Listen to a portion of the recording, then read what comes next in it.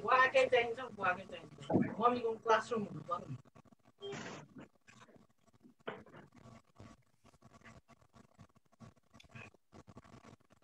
निकाल्दा नि हो काटे पनि हुन्छ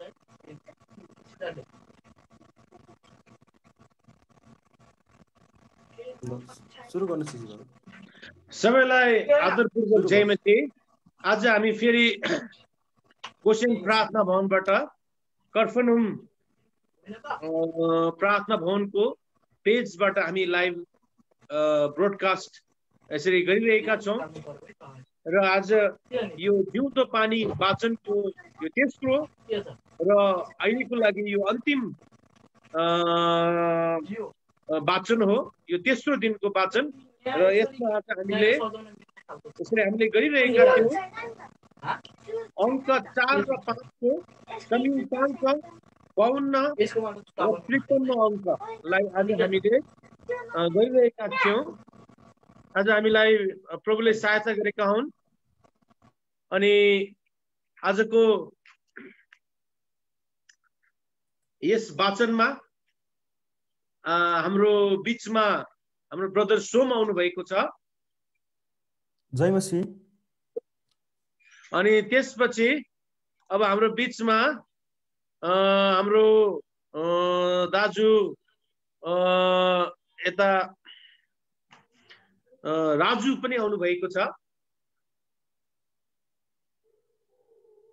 अनि भर्खर मात्रै आज हाम्रो बीचमा बहिनी लोचन पनि जोइन हुनु भएको छ। बहिनी लोचन जय मसीह, स्वागत छ यहाँहरू सबैलाई र सम्पूर्ण विश्वासी जनहरू जति पनि विश्वभर यो यस जिउँदो पानीको लाइभलाई यसरी हेरिराख्नु भएको छ। हामी प्रभुसित सहायता माग्नेछौँ र आजको वाचनलाई हामी अगाडि बढाउनेछौँ। स्वर्ग पृथ्वीका मालिक हजुरको चरणमा आज हामी आउँदछौँ। प्रभुको दया अनि अनुग्रह करुणा कृपा भयो। प्रभुलाई धन्यवाद चढाउँछौँ। आज तेस्रो दिनको यो वाचनमा हामीलाई सकुशल ल्याउनु भएको छ। आजको यस वाचनलाई पनि प्रभुले प्रशस्त आशिषित र फलवन्त बनाउनुहोस् भन्ने हामी प्रार्थना गर्दछौँ।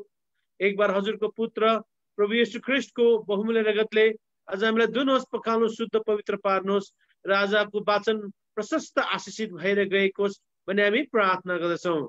सम्पूर्ण वाचनको सेवालाई हजुरको हातमा राख्दै धन्यवाद साथ दिलाई परमेश्वरले प्रभु येशू ख्रीष्टको नाममा स्वर्गमा सुनेर ग्रहण गरिदिनुहोस्। आमेन। आमेन। आमेन। आजको पहिलो वाचन छ आत्मिक प्रबलतामा बहिनी प्रिस्किला। यसलाई लोकनाथ प्रधान जयगाउँबाट उहाँले लेख्नु भएको हो। अनि अब हामी यसलाई अब सुरु गर्नेछौँ। त्यसरी नै तिमीहरूले पनि यी सबै कुराहरू देख्नेछौ। तब यो नजिकै छ अर्थात् ढोकाहरूमै छ भनी तिमीहरूले जान। मत्ती 24:33 पद। परमेश्वर पिताका प्रत्येक आज्ञाहरू अक्षरश पालन गर्दै प्रेमपूर्वक पवित्र जीवन यापन गर्ने धर्मी सन्तगणहरूलाई निरन्तर प्रभुले आफ्नो पवित्र काखमा पुर्याइरहनु भएको छ।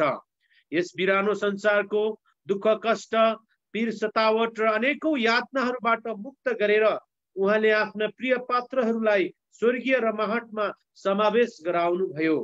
ती पवित्र र सत्यताको आडमा नै यो धरतीको सुन्दरताका जगहरू अडिएका थिए।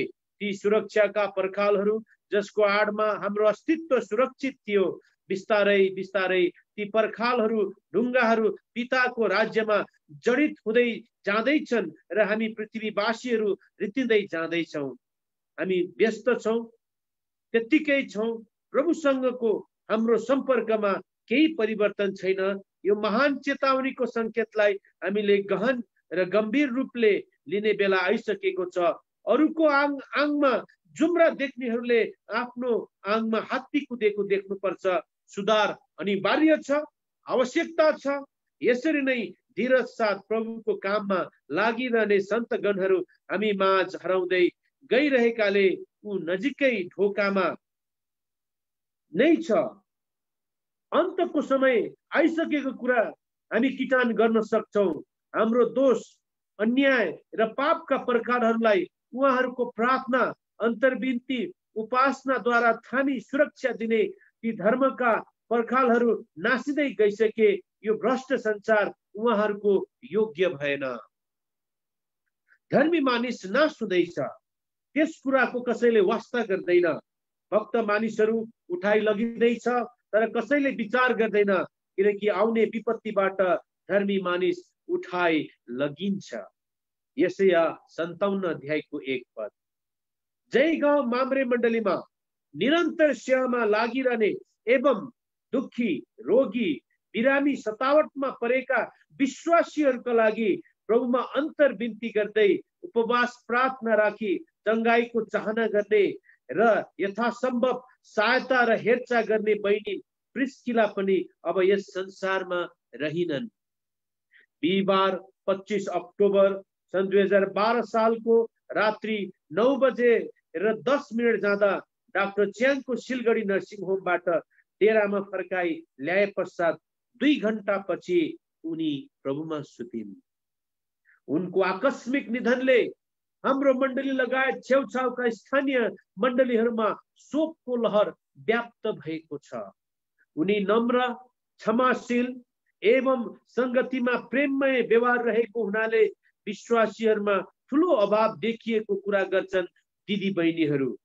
उहाँ धेरै समयदेखि हृदय रोगले पीडित थिइन्। औषधि उपचारद्वारा केही नलागेकोले कुविचार, कुछ बिहार हृदय रोग विशेषज्ञद्वारा पनि उपचार गरियो।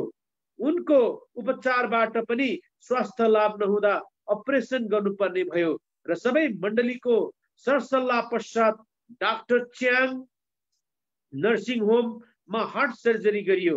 हृदय जस्तो गम्भीर रोगको आक्रमणलाई केही झै नमानी धीरज सहित त्यस काम गर्ने नर्स डाक्टरहरूलाई प्रभुको वचन एक-एकवटा खोलेर बुझाउँथिन्।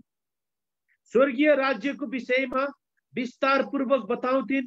यस्ता परिश्रम गरेर त्यस अवस्थामा पनि आत्मिक शक्तिको भरमा प्रभुको कार्यलाई छोडिनन्।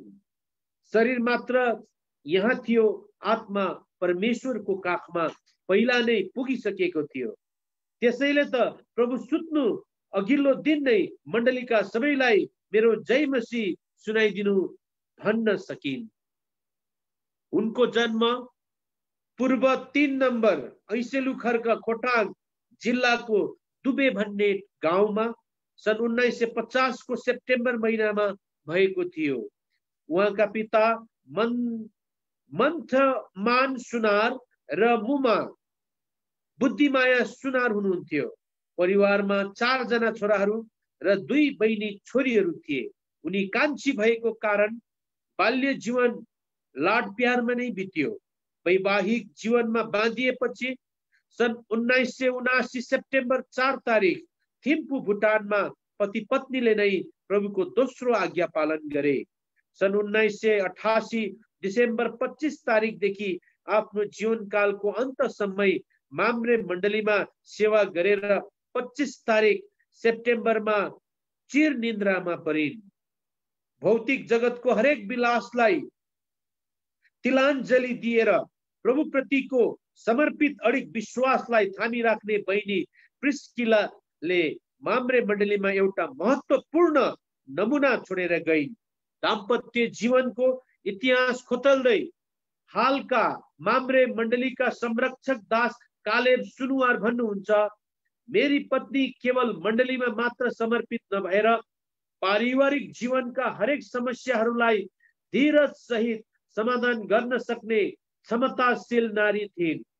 उनले कुनै कार्यमा हतार गरेर विरोध गरिनन्, तर धीरज सहित पर्खेर प्रभुमा अडिग विश्वास सहित प्रार्थना, उपासना र महान उत्सर्ग गर्दै धीरज सहित समाधान गरिन्। प्रभुलाई पाएर एकपल्ट स्वर्गीय स्वाद चाखिसकेपछि चाखे तापनि मैले सन् 1979 देखि सन् 1985 सम्म म फेरि संसारतिरै फर्की गएको थिएँ।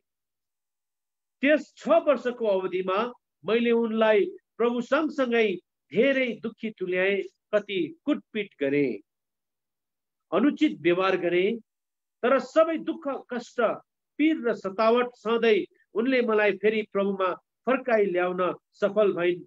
मलाई मात्र होइन, उनले सम्पूर्ण आफ्नो घरानालाई पनि प्रभुको मार्गमा ल्याइन्। म पत्नीकै प्रयासद्वारा त्यो अनन्तको अग्निकुण्डमा अफालिनदेखि बाँचे। अन्तिम यात्राको त्यो गम्भीर समयमा सिलगढी माउन्ट हर्मन प्रार्थना भवनको प्राङ्गणमा चारैतिरबाट भेला भए। विशेष गरी माम्रे मण्डलीका सन्तगण भेला भए। यसकारण त्यहीको स्थानीय दफन गर्ने ठाउँमा नै दफन गर्ने निर्णय लिइयो। माउन्ट हर्मन प्रार्थना भवनदेखि आखिरी शव यात्राको दुःखद घडीमा शोकित परिवारलाई हार्दिक सहानुभूति सान्त्वना प्रदान गर्नुका निम्ति प्रभुले दार्जिलिङ माउन्ट पिसका प्रार्थना भवनबाट आउनुभएका दास बडा सम्मालाई प्रयोग गर्नुभयो। बहिनी प्रिस्किलाको यस सालको प्रतिज्ञा यस्तो थियो, बलियो र साहसी हो, न डराओ, तिनीहरूसित त्रसित नहो, किनभने परमप्रभु परमेश्वर रै तिमीहरूसँग जानुहुन्छ। उहाँले तिमीहरूलाई धोका दिनुहुने छैन, निराश तुल्याउनु हुने छैन, उहाँले तिमीहरूलाई त्याग्नु हुने छैन। व्यवस्था 31 अध्यायको 6 पद। परमेश्वरकै दानद्वारा प्राप्त यो क्षणभङ्गुर र छाया झैं हामी यस प्रवासमा बाँचिरहेका छौँ भन्ने रहस्यहरू खोतलेर परिवारका सदस्यहरूको शोकित हृदयलाई सान्त्वना प्राप्त भयो। सान्त्वना र आश्वासनले भरिएका वचनले बहिनी प्रिस्किला यस घडी परमेश्वरका काखमा पुगिसकेको विश्वास प्रबल र दृढ भयो। अनि ती व्यक्तिहरू जो परमेश्वरका छन्, सेवा संगतिमा लागिरहे पनि आज्ञा पालनदेखि टाढिएका छन् र दुष्ट व्यवहारद्वारा जीवन धनिरहेकाहरूका निम्ति निर्देश र चेतावनी पनि दिनुभयो। उपदेशक 14 अध्यायको 32 पद। यसरी नै क्रमशः आश्वासन, आज्ञा, चेतावनी, भविष्यको सरसल्लाह, सुझाव, अर्ती र परमेश्वरको हामी प्रति योजनाहरू, उहाँको बन्दोबस्त, प्रतिज्ञा इत्यादि विषय लिएर सम्पूर्ण सन्तगणलाई आफ्नो अमृत तुल्य वचनहरूद्वारा तृप्त पार्नुभयो। त्यसपछि बहिनी प्रिस्किलाको अन्तिम यात्रा प्रारम्भ भयो। सबै सन्तगण भाव विभोर भएर गाइरहेका थिए। तसर्थ हामी पनि परमेश्वरको राज्यमा प्रवेश गर्नु मन वचनद्वारा तयार बसौं। उहाँसँग हाम्रो सम्बन्ध अझ प्रगाढ, अझ बलियो बनाउँदै बहिनी प्रिस्किला र अन्य उठाइएका सन्तगण र शान्ति, धीरज र साहस साथ यो कनानी यात्रा पूरा गरौं। तर सबै कुराको अन्त नजिकै आएको छ। यसकारण शुद्ध मनको भएर प्रार्थनामा सचेत रहो। पहिलो पत्रुस 4 अध्यायको 7 पद।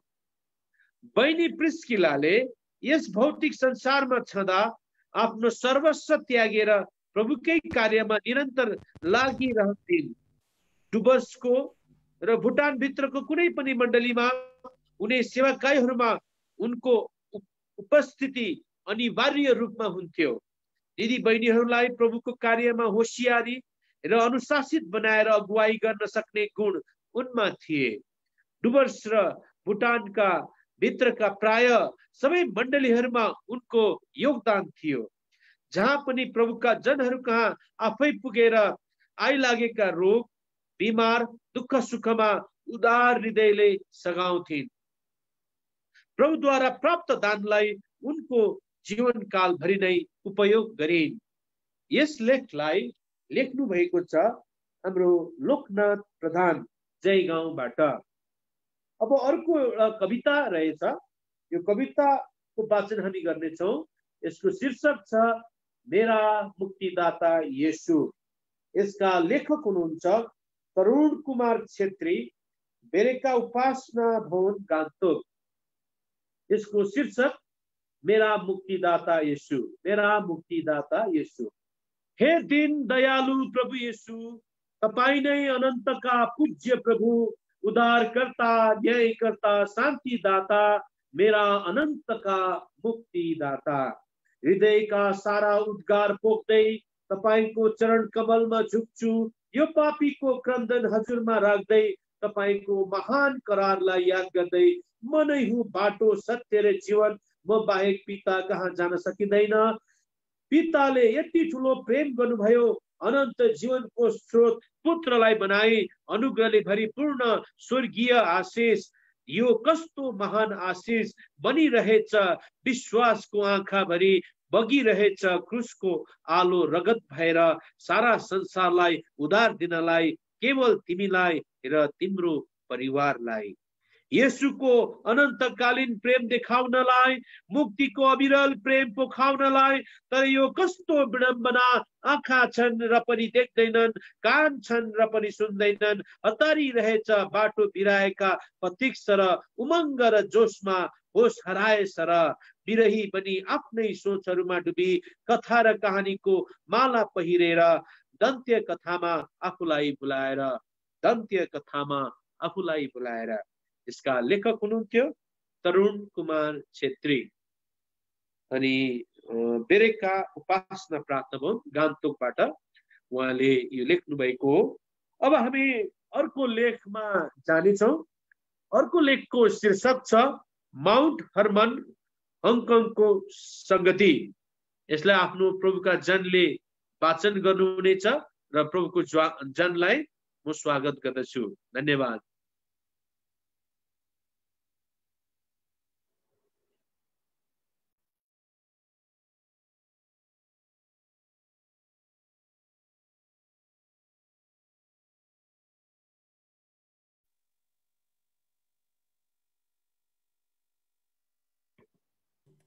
अनम्युट गर्नुहोस् न राजु दाई, अनम्युट गर्नुहोस् न पहिला।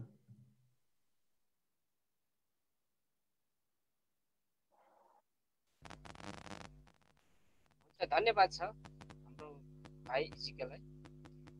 अब म पनि पढ्दैछु। यो माउन्ट हर्मन हङकङको संगति भनेर शीर्षक गरेको छ। त्यो दास धन्य हो जसलाई त्यसका मालिकले उनी आउँदा त्यस्तै गरिरहेको भेटाउने छन्। मत्ती 24 अध्यायको 46 पद। आत्मिक संगति यस्तो विषय हो जसले हामी आत्मिक मानिसहरूलाई आत्मिक आशिष प्रदान गर्दछ। यसरी संगतिबाट धेरै कुराहरू प्राप्त गर्न सकिन्छ, जस्तो यूहन्नाको ज्योति, प्रेम र जीवन प्राप्त गर्न कुराहरू पाइन्छ।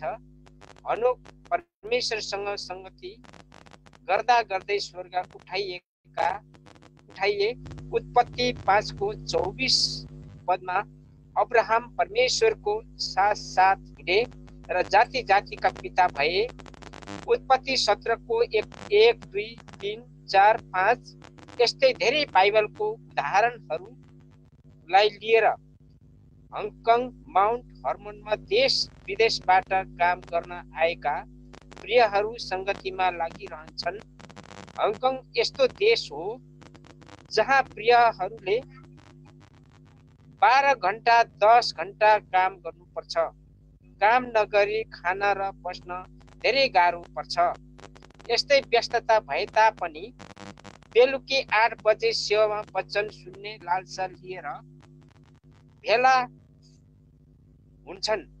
पानी बिना माछा जिउनु सक्दैन। त्यस्तै यहाँका प्रियहरू संगति गर्न मरि मेट्छन्। यहाँ हाम्रो देशमा मुस्किलले हप्तामा 2 वा 3 दिन संगति गर्दछन्, तर हङकङका प्रियहरूले हप्तामा बुधबार मात्र छुट्टी पाउँछन्। अरू दिन 6 दिन नै संगति हुँदछ। हङकङमा जुन यातायात सुविधा छ, यसलाई आत्मिक उन्नतिको लागि व्यवहार गरिरहेका छन्। संगतिमा प्रशस्त हुँदै रहे निश्चय प्रभुको आगमनको लागि तयार हुन सक्छौं। हिब्रू 10:25। तर आज प्रभुकै जनहरू संगति भन्दा मोबाइल, ल्यापटप र टेलिभिजनसँग संगति गरेर आत्मिक आशिषबाट पतन भएर गइरहेछन्। हङकङ माउन्ट हर्मन दाजु एनबी साई, जेबी राई, मनायन लिम्बू, सम्मा सापा, अबनेर लिम्बू अनि विजय राई र अन्य दाजुहरूले सेवामा सहायता गरिरहेका छन्। संगतिमा लागिरहनुपर्ने विषय माउन्ट हर्मन हङकङले एउटा उज्जवल नमुना देखाएका छन्। यस अयोग्य व्यक्तिले पनि यस संगतिद्वारा धेरै कुराहरू सिक्ने सौभाग्य पाए। बाइबलमा लेखिएका भविष्यवाणीहरूका कुराहरू अवसरस पूरा भएर जाँदैछ, तर पनि आज हामी संगतिको चासो गर्दैनौँ। हिब्रू 10:25 अनुसार यसरी संगतिलाई तुच्छ ठानेर हामी प्रभुका चेला थोमा जस्तो प्रश्न गर्नेहरू र शर्त राख्ने कमजोर विश्वासी भएका छौँ, जसद्वारा मण्डलीमा धेरै समस्या र बर्बादीहरू ल्याइदिएका छौँ। संगतिको महत्त्वलाई ध्यानमा राखेर समय समय कामबाट छुट्टी लिएर मकाउ भन्ने देशमा पनि संगति गर्न पुग्छन्। हङकङ माउन्ट हर्मनबाट मकाउमा मण्डली स्थापना भएको छैन, तर पश्चिम नेपालका भाइहरू खुब जोरसँग सेवा संगति गरिरहेछ। नेपालका भाइहरू खुब जोरसँग सेवा संगति गरिरहेछ। मकाउमा एउटा नयाँ संगतिको माध्यम थाहा पाइयो। त्यस उपकरणका नाम स्काइप हो, जसद्वारा सारा संसारमा भएका प्रियहरूसँग आम्ने सामने संगति गर्न पाइँदो रहेछ। महाउका भाइहरूले देश विदेशका अरू प्रियजनहरूसँग उक्त माध्यमद्वारा संगति गरिरहेका छन्। हालमा मकाउमा भाइहरू पूर्ण राणा, एनबी थापा, समुएल राई, वीरबहादुर राणा, निर्मल खड्का, गायस दर्लामी, भेष मिथुन, नोबल विश्वकर्मा, मनबहादुर राणा, हारुन बमजन, लोकराज लिम्बू, तारामणि तामाङ, नाथन राणा, प्रभुदास थापा र बहिनी मोनिका लिम्बू हुनुहुन्छ। यहाँहरू सोमबार आराधना सेवामा बेलुकी जुट्दछन्। कामको कारण एकसाथ भेला हुन नसके पनि बिहान र बेलुकी छुट्टी भएकाहरू संगतिमा जुट्दछन्। यो देश आत्मिक दृष्टिकोणले हेर्दा धेरै जोखिमपूर्ण छन्, किनकि यो देश जुवाको अड्डा नै हो। चारैतिर क्यासिनोहरू छन्। यी प्रियहरूलाई हाम्रो प्रार्थनाको खाँचो छ। माउन्ट हर्मनका नानीहरूले 8औं चोटिको सन्डे स्कुल डे गरेर देखाए। थोरै नानीहरू भए पनि उत्साही र साहसी भएर वचनहरू सुनाए, गीतहरू गाएर देखाए। यसैया 8:18 को आधारमा वचनहरू कण्ठ गरेर सुनाए। बाइबलका प्रश्नहरू उत्तरहरू एका अर्कालाई उछिनेर सठिक उत्तरहरू दिएर उत्साहले भरे। भाइ मदन राई, बहिनी ग्रेस ज्योति र अन्य मिलेर यस सेवामा सहायता पुर्याइरहेछन्। यहाँहरू सबै तपाईँ हाम्रो प्रार्थनाको सहायताको अभिलाषी छन्। अन्त्यमा यस जमानामा हामीले संगतिमा लगातार लागेर मत्ती 24:46 अनुसार नमुना छाडिराखे। आउने पुस्ताका हाम्रा छोराछोरीले पनि यस्तै बाटो अपनाएर धेरैका आत्माको उद्धार र सुधार हुने कारण बन्नेछन्। हामी आशाका कैदीहरू जकरिया 9:12 अनुसार मण्डलीमा भएर संगतिमा लागिरहँ। हङकङमा 10 जना भाइ बहिनीले बप्तिस्मा लिएका छन्। प्रार्थनामा याद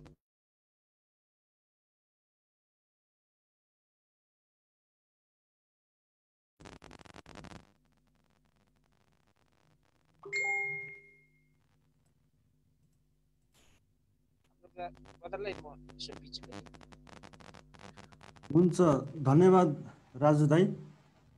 अब यहाँ एउटा प्रतिवेदन रहेछ, शीर्षक छ रिपिदिम प्रार्थना भवनको अर्पण। 1977 सालमा माध्यमिक परीक्षा दिएर एउटा अल्लारे ठिटो बडा सिटोङ गाउँदेखि मनभरि एकरास तितोपन बोकेर मधेस झरेर मधेसको उखुम गर्मीमा खेतबारीको काम गर्ने असफल प्रयत्न गर्यो। तर मन भित्रभित्रै अशान्ति अतृप्तिले छटपटिन्थ्यो। त्यसैले घरेलु काममा मन लाग्दैनथ्यो। घरमा प्राय जसो झै झगडा हुन्थ्यो। अनि एक दिन त्यो ठिटोले घरबाट पलायन हुने अठोट गर्यो। त्यो बाक्लिँदै गएको सहरमा त्यो ठिटोको मन अडिएन। त्यसको मामली घर सिमले मङ्पुतिर हानियो। दसैँ तिहार आउनै लागेको कारणले मामली घरमा गएर चाड मनाउने उद्देश्यले पनि त्यो ठिटो मङ्पुतिर हानिएको थियो।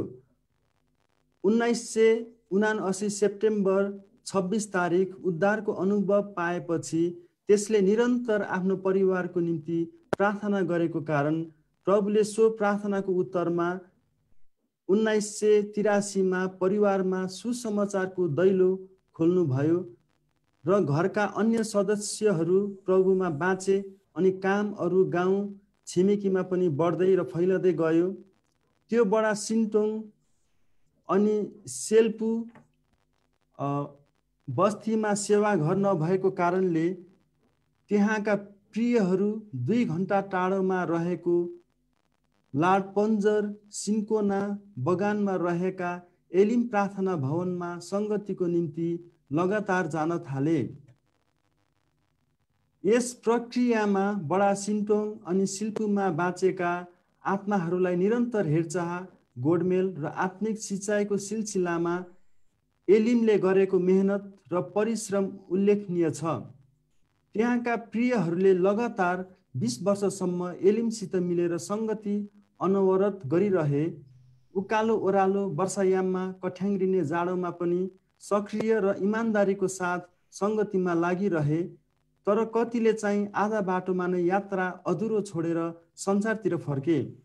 सिटोङ शिल्पुका प्रियजनहरूको आत्मिक खाँचोलाई देखेर परमप्रभुले सिटोङ निवासी दाजु हर्खमान सिलालको हृदय छुनुभयो र उहाँले आफ्नो राम्रो उजाउ हुने अनि सुविधायुक्त ठाउँ प्रभुको घर निर्माण गर्नलाई दिनुभयो र सिटोङ शिल्पुका प्रियहरूले ठुलो हर्षोल्लास अनि धन्यवाद साथ मई 29, 2011 देखि काममा लागि परे।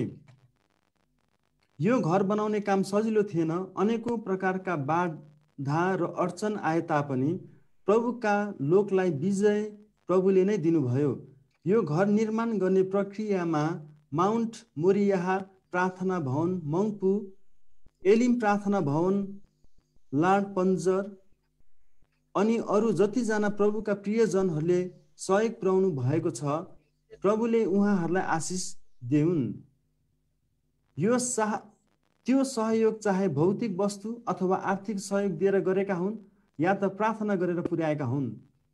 मैले पनि 1977 मा युवा अवस्थामा गाउँ छोडेर हिँडेपछि प्रभुलाई चिन्ने मौका पाएको कारणले त्यो गाउँको पहिलो फल हुने ठुलो सौभाग्य पाएकोमा म हर्ष र अपार आनन्दले ओतप्रोत भएको छु। अनि प्रभुले सानै भए तापनि आफ्नै सेवा घर बन्नमा ठुलो र अद्भुत सहायता गर्नुभयो र विगत 29 जुन 2011 शुक्रबार उक्त सेवा घर परमप्रभुको सामर्थी हातमा सुम्पने ठुलो सौभाग्य दिनुभयो। उक्त सेवामा एल्सदाईदेखि प्रभुका दासहरूको उत्साहजनक उपस्थिति थियो। मोरियाह, एलिम, टिस्टा भेल्ली, मामरिङ र नामथाङ सिक्किमदेखि पनि आफ्नो उत्साहजनक र उल्लेखनीय उपस्थिति देखाएर हामीलाई साथ दिन तुल्याउनु भएको निम्ति हामी अत्यन्तै धन्यवादी छौँ। परमप्रभुले सेवा घरको अत्यन्तै अर्थपूर्ण नाम दिनुभएको छ। समय सान्दर्भिक, समयानुकूल र सुहाउँदो नाम रिपिदिम प्रार्थना भवन दिनुभयो। अब यो भर्खरै बामे सर्ने अवस्थाको यो रिपिदिम, यो खराबी र पापले पूर्ण अनि अनेकौं अप्ठ्यारा चुनौती बीच बाँचेर ख्रिस्टकै प्रतिरूपसम्म बढ्नु छ। यसले अन्तमा कृपया तपाईहरूको अमूल्य प्रार्थनामा याद गर्न नभुल्नुहोला भन्दै अहिलेलाई ओजेल भए। यसको लेखक हुनुहुन्छ अपोल्लोस राई, सालेम, काठमाडौँ। अब अर्को पाठ अब हाम्रो बहिनी लोचनले पढ्दै हुनुहुन्छ।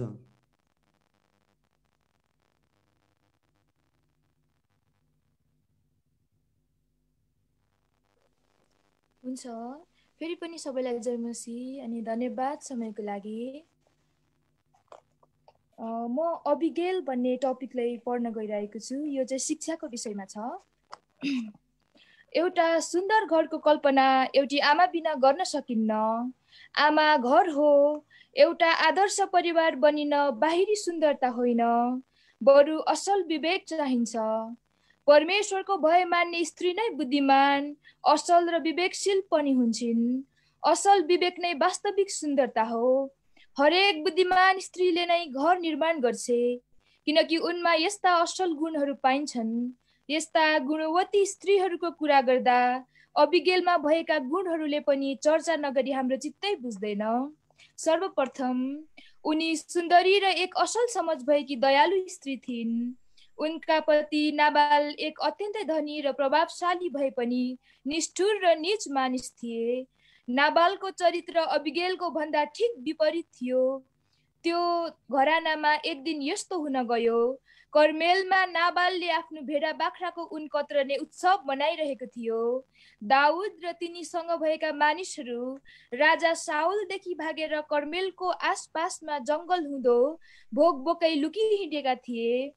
त्यहाँ नाबालका गोठालाहरूले पनि आफ्ना बगालहरू चराउँथे। जब नाबालले उन कत्रने उत्सव मनाइरहेको कुरा दाउदले सुने, उनका 10 जना जवानहरूलाई नम्रता साथ केही खानेकुरा माग्न भनी नाबाल कहाँ पठाए। ती जवानहरूले दाउदले भनेका सबै कुरा तिनलाई बताइदिए। तर तिनीहरूलाई केही दिनको सट्टा दाउदलाई खसालेर बेइज्जत गर्यो र ती जवानहरूलाई तिनले रित्तै हात फर्कायो। हुन त दाउद पनि मगन्ते हुतिहारा थिएनन्। आफ्ना मालिकको साथ छोडेर पलापिएर हिँडेका थिएनन्। तर राजा साउलले मार्नलाई भ्याकुरा खेदाई गरेपछि आफ्नो प्राण बचाउनलाई भागी हिँडेका थिए। उनी परमेश्वरबाट चुनिएका एक महान र शक्तिशाली पुरुष थिए। साथै भविष्यमा सारा यहुदा र इजरायलका हुनेवाला राजा थिए। मूर्ख नाबालले त्यो विषयमा केही विचार गरेको थिएन, न त त्यस्तो सोच्नै सक्थ्यो। त्यो त एउटा स्वार्थी र कंजुस मान्छे थियो, जसले खाँचोमा कसैलाई केही बाँडचुट गर्न पनि जानेको थिएन। यस्ताहरूका मन पशुको जस्तो हुन्छ। अभावग्रस्तहरूलाई देखिरहे तापनि दया देखाउँदैन।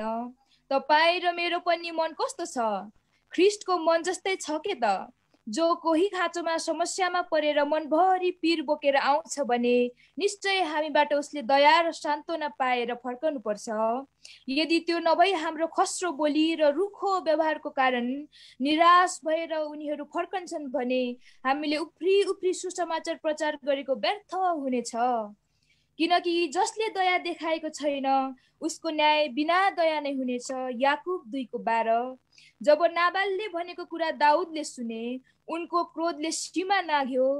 नाबाल साथै त्यसका घरानाका सबै नाश गर्ने तिनले निश्चय गरे। तर एकजना जवान नोकर आएर के भयो र अब उसो के हुनेवाला छ सो सबै अबिगेललाई सुनाइदियो।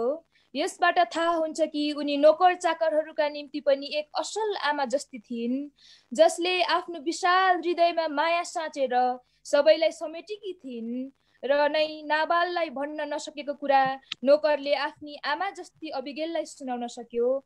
हामी आफ्ना छोराछोरी परिवार बाहेक अरूलाई माया बाँड्न सक्दैनौँ। झन् नोकर चाकरहरूप्रति त ढुङ्गा झैँ कठोर हुन्छौँ। तिनीहरूसित पटेका पड्केको जस्तो बोली र रुखो व्यवहार गर्छौँ। तर कुशल गृहिणीले कसैलाई अग्लो होचो नगरी सबैलाई एकनासे व्यवहार गर्छिन्। अबिगेल आफ्ना नोकर चाकरहरूका निम्ति कोमल, दयालु र नजिकमा थिइन् र नै तिनीहरूको कुरा ध्यानसित सुनिरहिन्। त्यसपछि आफ्ना मूर्ख पति र घरानालाई बचाउन झटपट उपाय सोचिन्। तिनी यस्ता भयपूर्ण कुरा सुनेर आत्तिनन्, किनकि जीवनमा आइपर्ने कठिनाइहरूको सामना गर्न अबिगेल व्यावहारिक थिइन्। हामी स्त्रीहरू सानो कुरा पनि सहन सक्दैनौँ। सानो झुसुले लुगामा टाँसिए कोहोलो मचाउँछौँ र अरूलाई पनि आतंकित तुल्याउँछौँ। तर अबिगेललाई सोचौँ, तिनको घरानामाथि भयङ्कर आपद आउनेवाला थियो। नोकरबाट खबर पाउने साथ उनी कोहोलो मचाउँदै पति भएतिर दौडने थिइन्। त्यसपछि भयभरको मान्छे भेला गरेर नाबालले दाउदको विरुद्ध लडाईँ गर्न सक्ने थियो, किनकि त्यो अत्यन्तै धनी थियो। धनीको पक्षमा धेरै मानिसहरू हुन्छन्, चाहे त्यो दुष्ट नै किन नहोस्। हितोपदेश 14:20। भुक्तभोगी भगौटे दाउद बनबनै भोकले लखतरान ज्यान जोगाउँदै लुकी हिँड्ने बबुरासँग केवल 600 मानिसहरू थिए। तर पनि तिनीहरू नाबालले सोचे जस्तो लुइतामे मानिसहरू थिएनन्।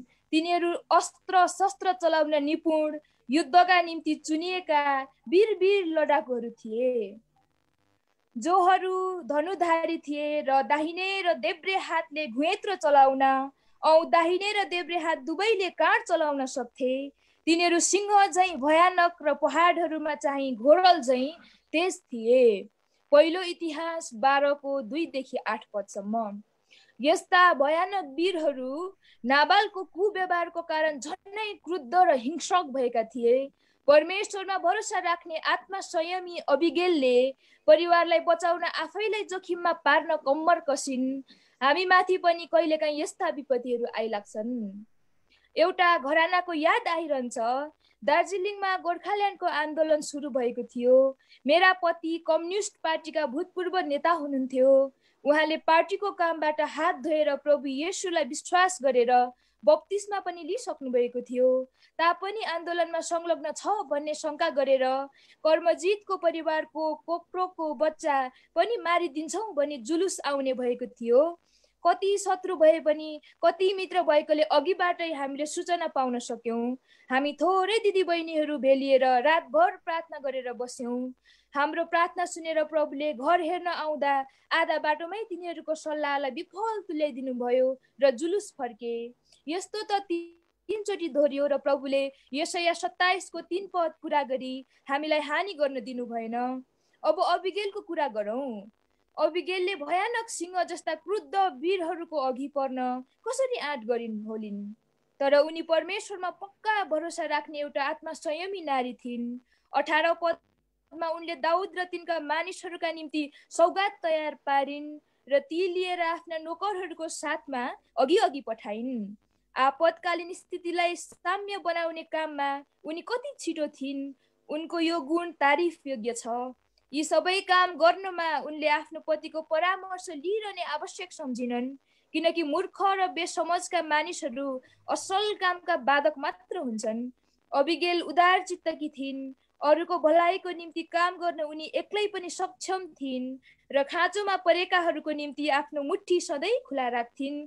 हितोपदेश 31 को 10, 19, 17 को 22 र 9। आफ्ना नाबाल जस्तो दुष्ट पतिको व्यवहारमा सहमत हुँदिन थिइन्। कति स्त्रीहरू पतिको दुष्टतामा सहमत हुन्छन्, अझै कति त पतिले दुष्ट कामबाट कमाएको उपलब्धिमा रमाउँछन्। तिनीहरूलाई असल कामका निम्ति सल्लाह दिन सक्दैनन्। बाँडचुँड गर्ने कुरा परै जाओस्, आफ्नो भरपुरीमा खुबै घमण्ड गरेर गरिबलाई देखाइ परिरहन्छन्। अबिगेल त्यस्ती थिएनन्। उनले ती भोकाएका जवानहरूका निम्ति झटपट गरेर खानेकुराहरू पठाइदिन्। दाउदको माग त्यति नै थियो। त्यो भन्दा बढ्ता उनले नाबालबाट लिन चाहेका थिएनन्, न त लुटपाट नै गर्न चाहेका थिए। अब 19 पदमा ती भोकाएका सिंह झै जवानहरूको सामना गर्न अबिगेल एक्लै हिँडिन, जुन खतरामा आफ्नै र अरूको पनि जीवनको सवाल थियो। जब तिनले बाटोमा दाउद र तिनका मानिसहरूलाई भेटिन्, जोहरू आफ्ना आफ्ना तरबार भिरेर नाबालको घरानालाई निमिट्यान्न पार्न आइरहेका थिए। दाउदले भनेका थिए, जङ्गलमा केही पनि नहराउने गरी राम्रोसँग यस मानिसको धन सम्पत्तिको रक्षा गरिदिनु त व्यर्थ भयो। त्यसले भलाइको साटो बुराइ गर्यो। अनि दाउदले यो ठुलो शपथ खाएर भने, भोलि बिहानसम्ममा त्यससँग भएको एउटा बच्चा पनि जीवित रह्यो भने परमेश्वरले मलाई त्यस्तै गरून् अथवा त्यसभन्दा पनि बढी गरून्। जब अबिगेलको दाउदसँग जम्का भेट भयो, तिनी आफ्नो गधाबाट ओर्लिन् र दाउदलाई भुइँसम्मै घोप्टेर खुट्टामा ढोक गरिन् र भनिन्, हे मेरा प्रभु, दोष मै माथि परोस्, तर हजुरकी दासीलाई बोल्ने अनुमति दिनुहोस्। मेरा मालिकले मेरो कुरा सुन्नुहोस्।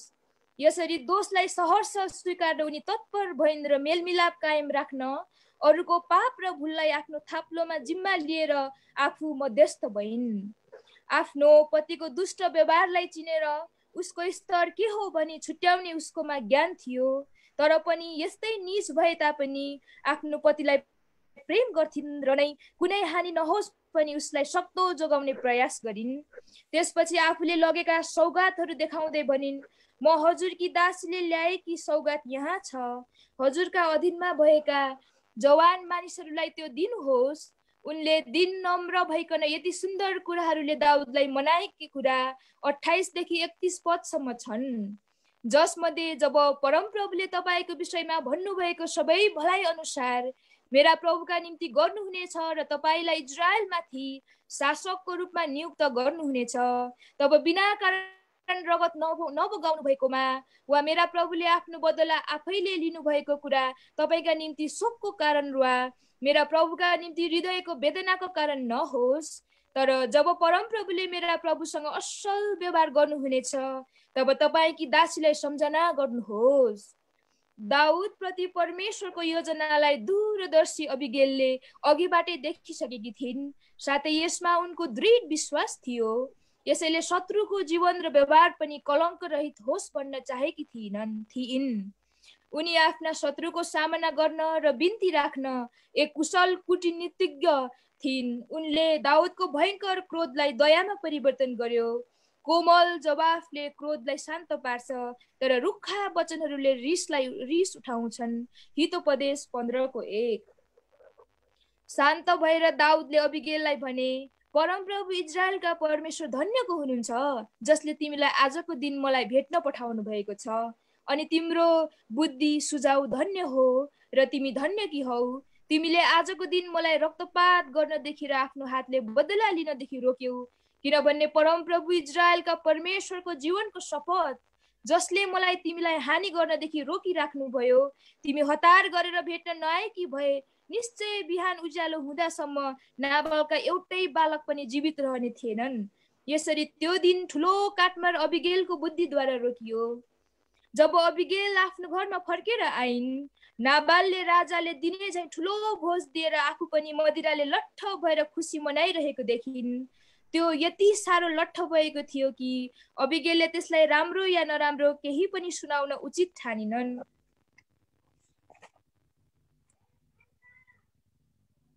पद 36।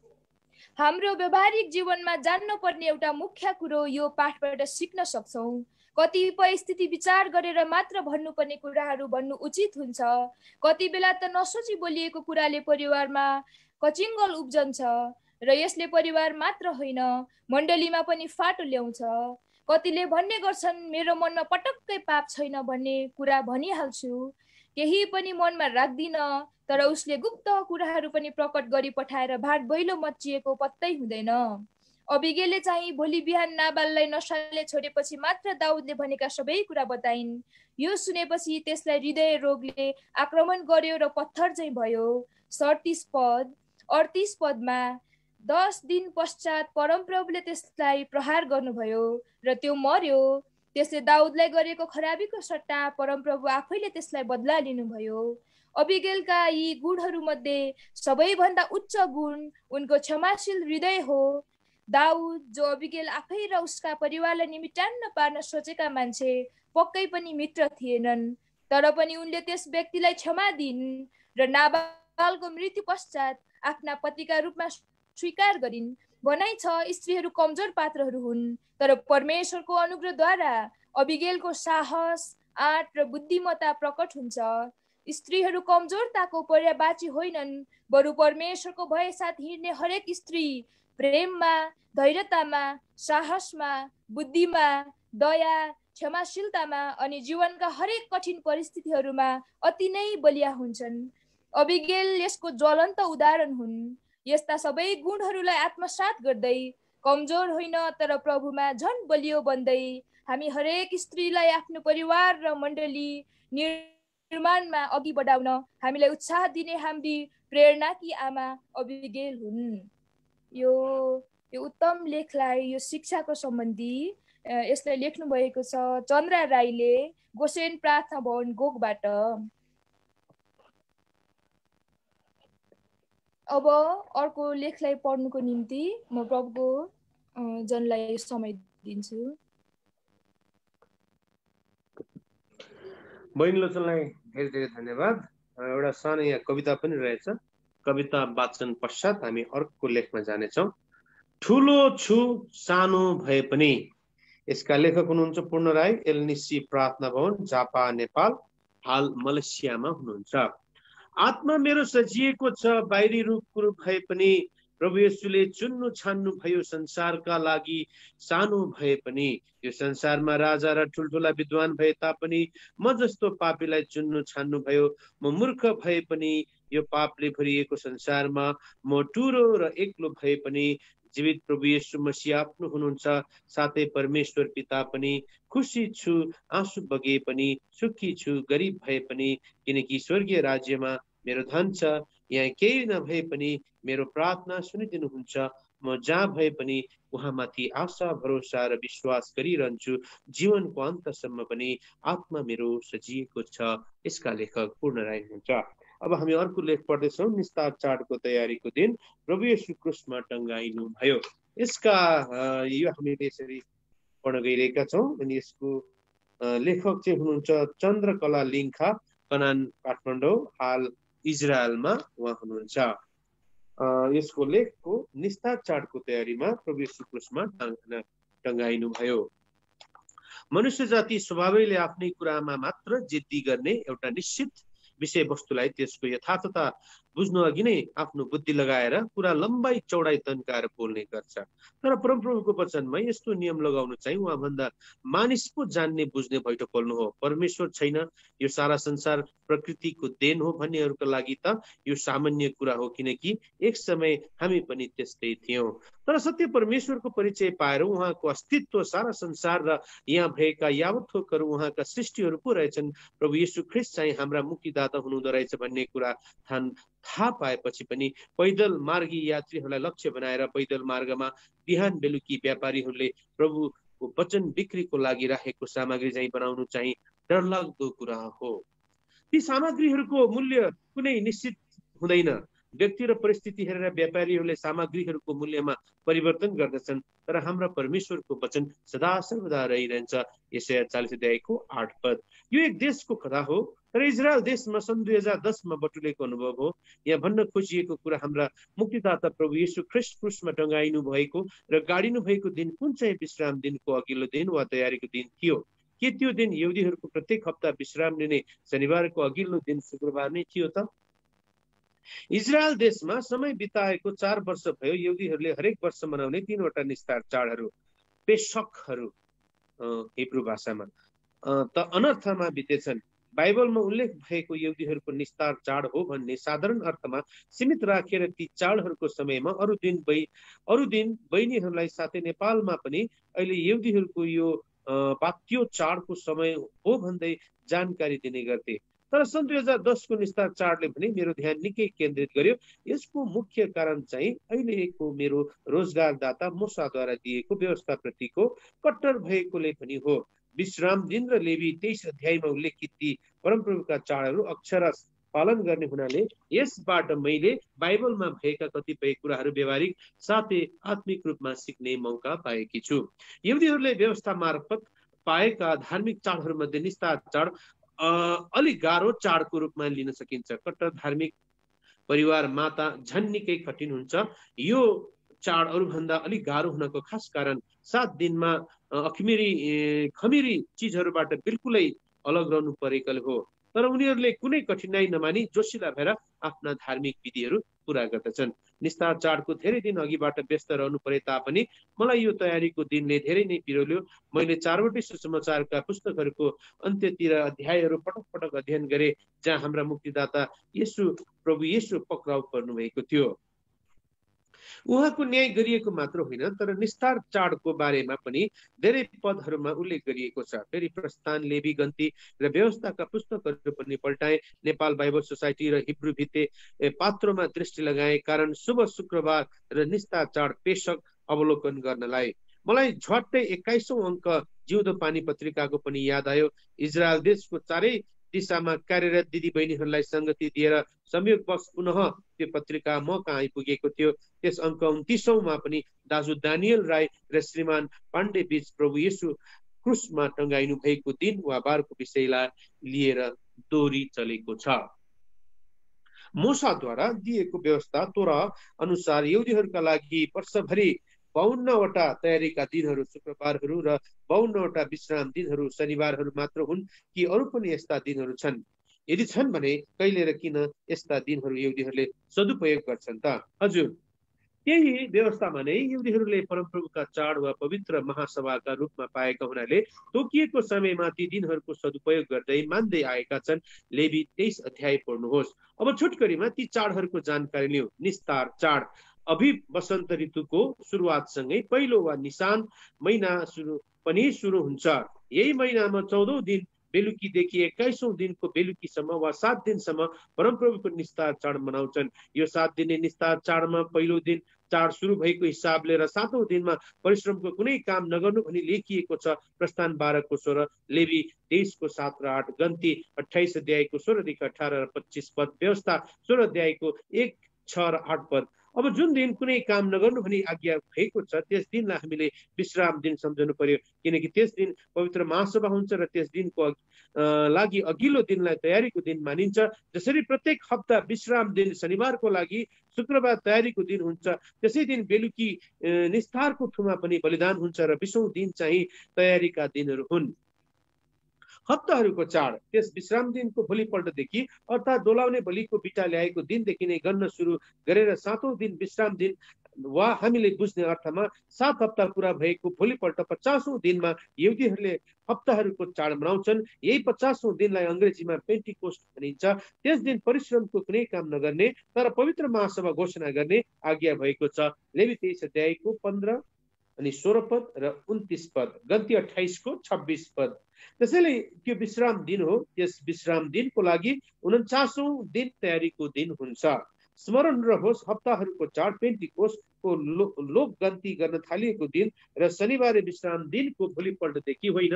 यो त निसान महिनाको 14औं दिन बेलुकीदेखि सुरु हुने निस्तार चाडको विश्राम दिन अर्थात् 15औं दिन चाड सुरु भएको हिसाबले पहिलो विश्राम दिनको भोलिपल्ट हो। यसरी प्रत्येक वर्ष निसान महिनाको 16औं दिनदेखि गन्तीको थालनी हुन्छ, तर बार भन्ने 7वटा मध्ये कुनै न कुनै एउटा पर सरेको हुन्छ। तुरैको चाड रोश हसना 7औं वा तीरे महिनाको पहिलो दिनमा पनि यहुदीहरूको लागि विशेष विश्राम दिन मानिसको छ र त्यस दिन परिश्रमको कुनै काम नगर्नु भन्ने आज्ञा भएको छ। लेवी 23 अध्यायको 24 र 25 पद। यस समयमा उनीहरूले रोश हसना नयाँ वर्षको रूपमा 2 दिन यो चाड मनाउँछन्। सभाघर बेत कनेसत वा तुरही फुक्छन्। यसरी यो चाडको विश्राम दिन 7औं अर्थात् तीरे महिनाको पहिलो दिन परेको हुनाले यसको लागि 6औं अर्थात् एलुल महिनाको अन्तिम दिन चाहिँ तयारीको दिन हुन्छ। प्रायश्चितको दिन योम किपुरिम 7औं वा तीरे महिनाको 10औं दिन यहुदीहरूका लागि प्रायश्चितको दिन हो। त्यस दिन पवित्र सभा हुन्छ। कुनै प्रकारको काम गर्न मनाई गरिएको छ।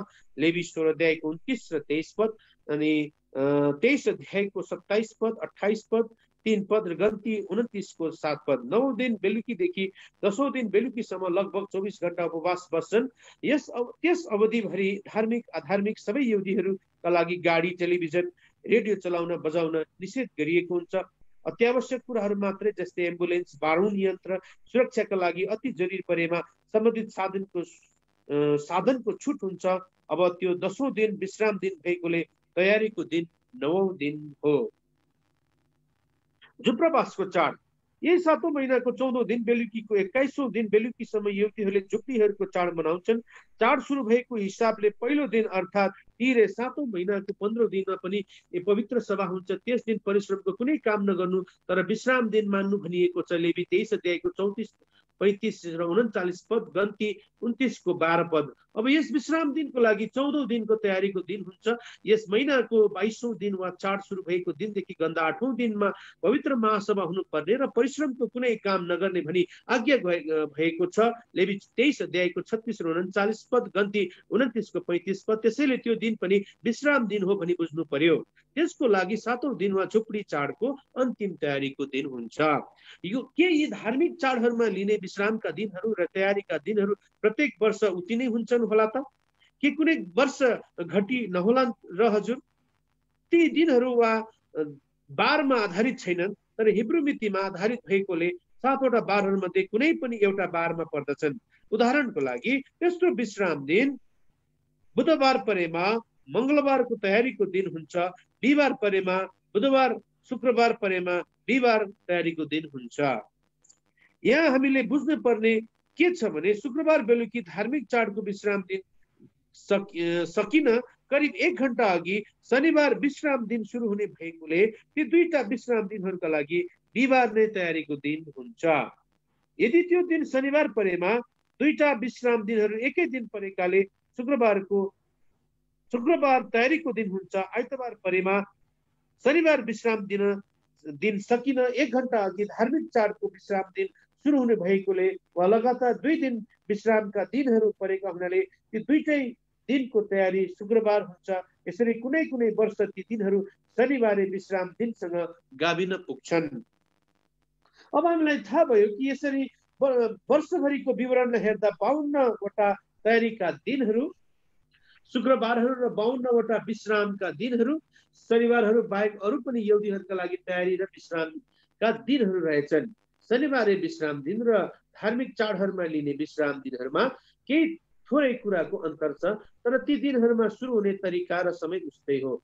शनिबार विश्राम दिन भएको हुनाले त्यो सुरु हुनको लागि रातको 12 बजे पर्खनु पर्दैन। ऋतु र समयको परिवर्तन अनुसार प्रत्येक हप्ता केही मिनेट समय घट्दै जाने र निश्चित अवधि पछि फेरि बढ्दै जाने क्रम चल्छ।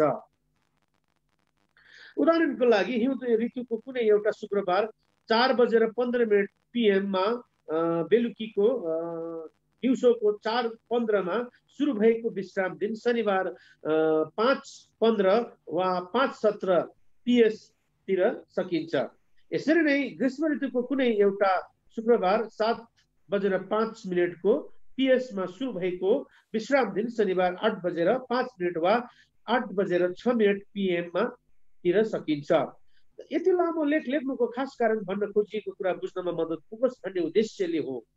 मुख्य विषय वस्तुतः प्रभु येशू ख्रीष्टमा टंगाइनु र गाडिनु भएको दिन कुन चाहिँ विश्राम दिन, अघिल्लो दिन वा तयारीको दिन हो भन्ने हो। ईसाई जगतले प्रभु येशू शुक्रबार क्रुसमा टंगाइनु भएको भन्ने कुरामाथि आफ्नो विश्वास बसालेको पाइन्छ कारण उहाँ क्रुसमा टंगाइनु भएको दिन अघिल्लो दिन शुक्रबार वा तयारीको दिन थियो भनेर।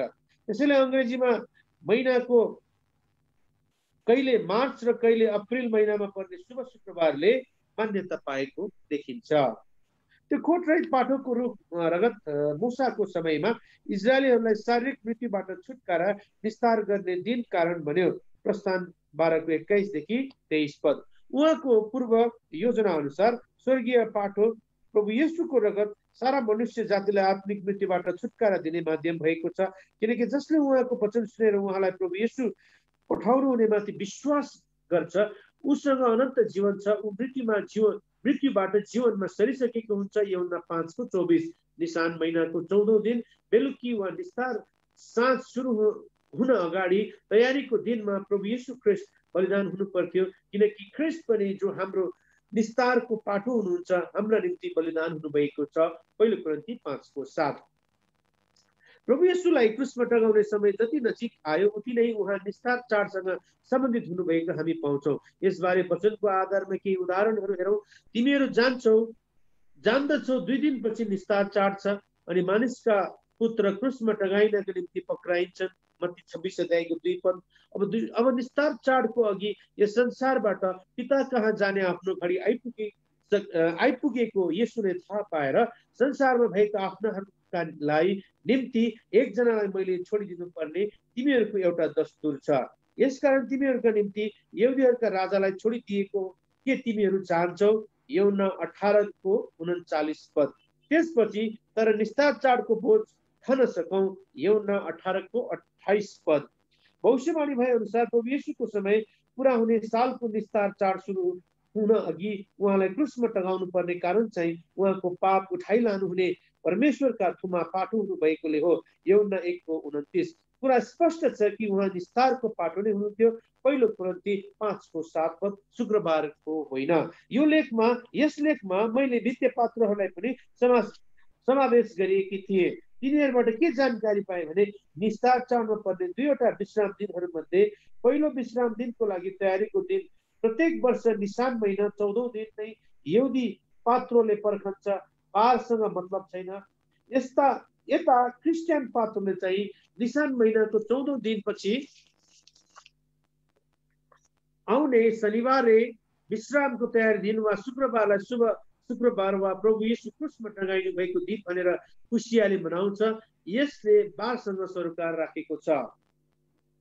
भविष्यवक्ताहरूद्वारा गरिएको भविष्यवाणी र प्रभु येशू आफैले आफ्नो मृत्यु र पुनरुत्थानको बारेमा पहिलो नै घोषणा गर्नु भए अनुसार मत्ती 16:21, 17:22, 23 र 20:17 र 19।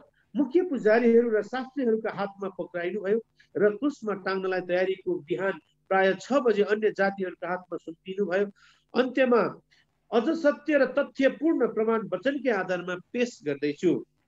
पाठक वृन्द, मत्ती, मर्कुस र लुकाको भनाइलाई इसाई जगतले स्पष्ट बुझ्न नसके पनि प्रभुले प्रेम गर्नुभएको चेला यूहन्नाले आफ्ना गुरु क्रुसमा टँगाइनु भएको दिन निस्तार चाडको तयारीको दिन थियो भनेर प्रश्न लेखेका छन्। एकदम ध्यान दिएर हेरौं। यसकारण अब पिलातसले यो कुरा सुने अनि यो चाहिँ निस्तार चाडको तयारीको दिन थियो जहाँ तिनीहरूले उहाँलाई क्रुसमा टाँगे।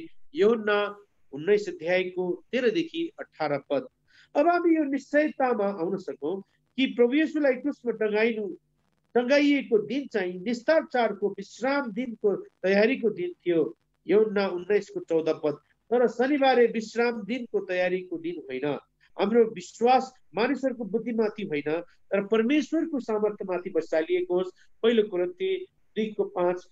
प्रभुलाई र उहाँको वचनलाई प्रमुख स्थान दिने आदत बसालौं ताकि मानिसलाई होइन तर एकमात्र बुद्धिमान परमेश्वरलाई येशू ख्रिस्टद्वारा सदा सर्वदा महिमा भइरहोस्। रोमी 16:27। उक्त लेखलाई लेख्नु भएको थियो हाम्रो चन्द्रकरा लिङ्खाज्यूले कनान प्रार्थना भवन हाल इजरायलमा हुनुहुन्छ। अब एउटा कविता वाचन छ, त्यसपछि म बहिनी लोचनलाई बोलाउन चाहन्छु। खै त परिवर्तन, यसका लेखक हुनुहुन्छ डेभिड लिम्बू, होरे प्रार्थना भवन, किङडम अफ बारेनमा हुनुहुन्छ उहाँ। भन्छन् यो 21औं शताब्दी हो तर मान्छे उँभो लाग्दैनन् जस्तो छ। पाप कर्म गर्ने मान्छे कहिले थाक्दैनन् जस्तो छ। सधैँ अरूप्रति डहाले जल्ने मानिसको मनमा अझै पनि मानवताको भाव जाग्दैनन् जस्तो छ। मन त भन्छन् सबै समान हो, क्रिस्चियन सन्तान हामी, धनी गरिब छुट्याउने अनि आफ्नो रवाफ लाद्ने प्रथा चाहिँ भाग्दैनन् जस्तो छ। सांसारिक र शारीरिक अभिलाषाको शिकार हुन्छन् युवाहरू। यो पुस्ताले सत्य मार्गमा मण्डली हाँक्दैनन् जस्तो छ। जताततै अमेल र फुटको कुरा मात्र सुनिन्छ। पहिलो फल भई मण्डली फालेर पाक्दैनन् जस्तो छ। सबै कर्तव्य भुली सुख सुविधा भोग र क्वालिफिकेसनको पछि लाग्न थाले। अन्तसम्म विश्वासलाई बचाइ राख्दैनन् जस्तो छ। धोकामा नपर, परमेश्वरको ठट्टामा उडाइनुहुन्न। गलाती 6:7। उक्त कविताका लेखक हुनुहुन्थ्यो डेभिड लेबु, हरेक प्रार्थना भवन, किङडम अफ बारेन। अब हामी अर्को पाठ लेख हामी पढ्न गइरहेका छौँ। यसलाई हाम्रो बहिनी लोचनले पढ्नुहुनेछ। यो निकै लामो पाठ छ, तर हजुरहरूले धैर्य धारण गरेर सुनिदिनु होला। यसको शीर्षक छ झुटो शिक्षाले हामीलाई भरमाउँदैछ। कमी कमजोरीहरूको फाइदा उठाउँदै झुटो शिक्षाले हामीलाई भरमाउँदैछ। म बहिनीलाई यसरी बोलाउन चाहन्छु। धन्यवाद। हुन्छ, धन्यवाद अङ्कल।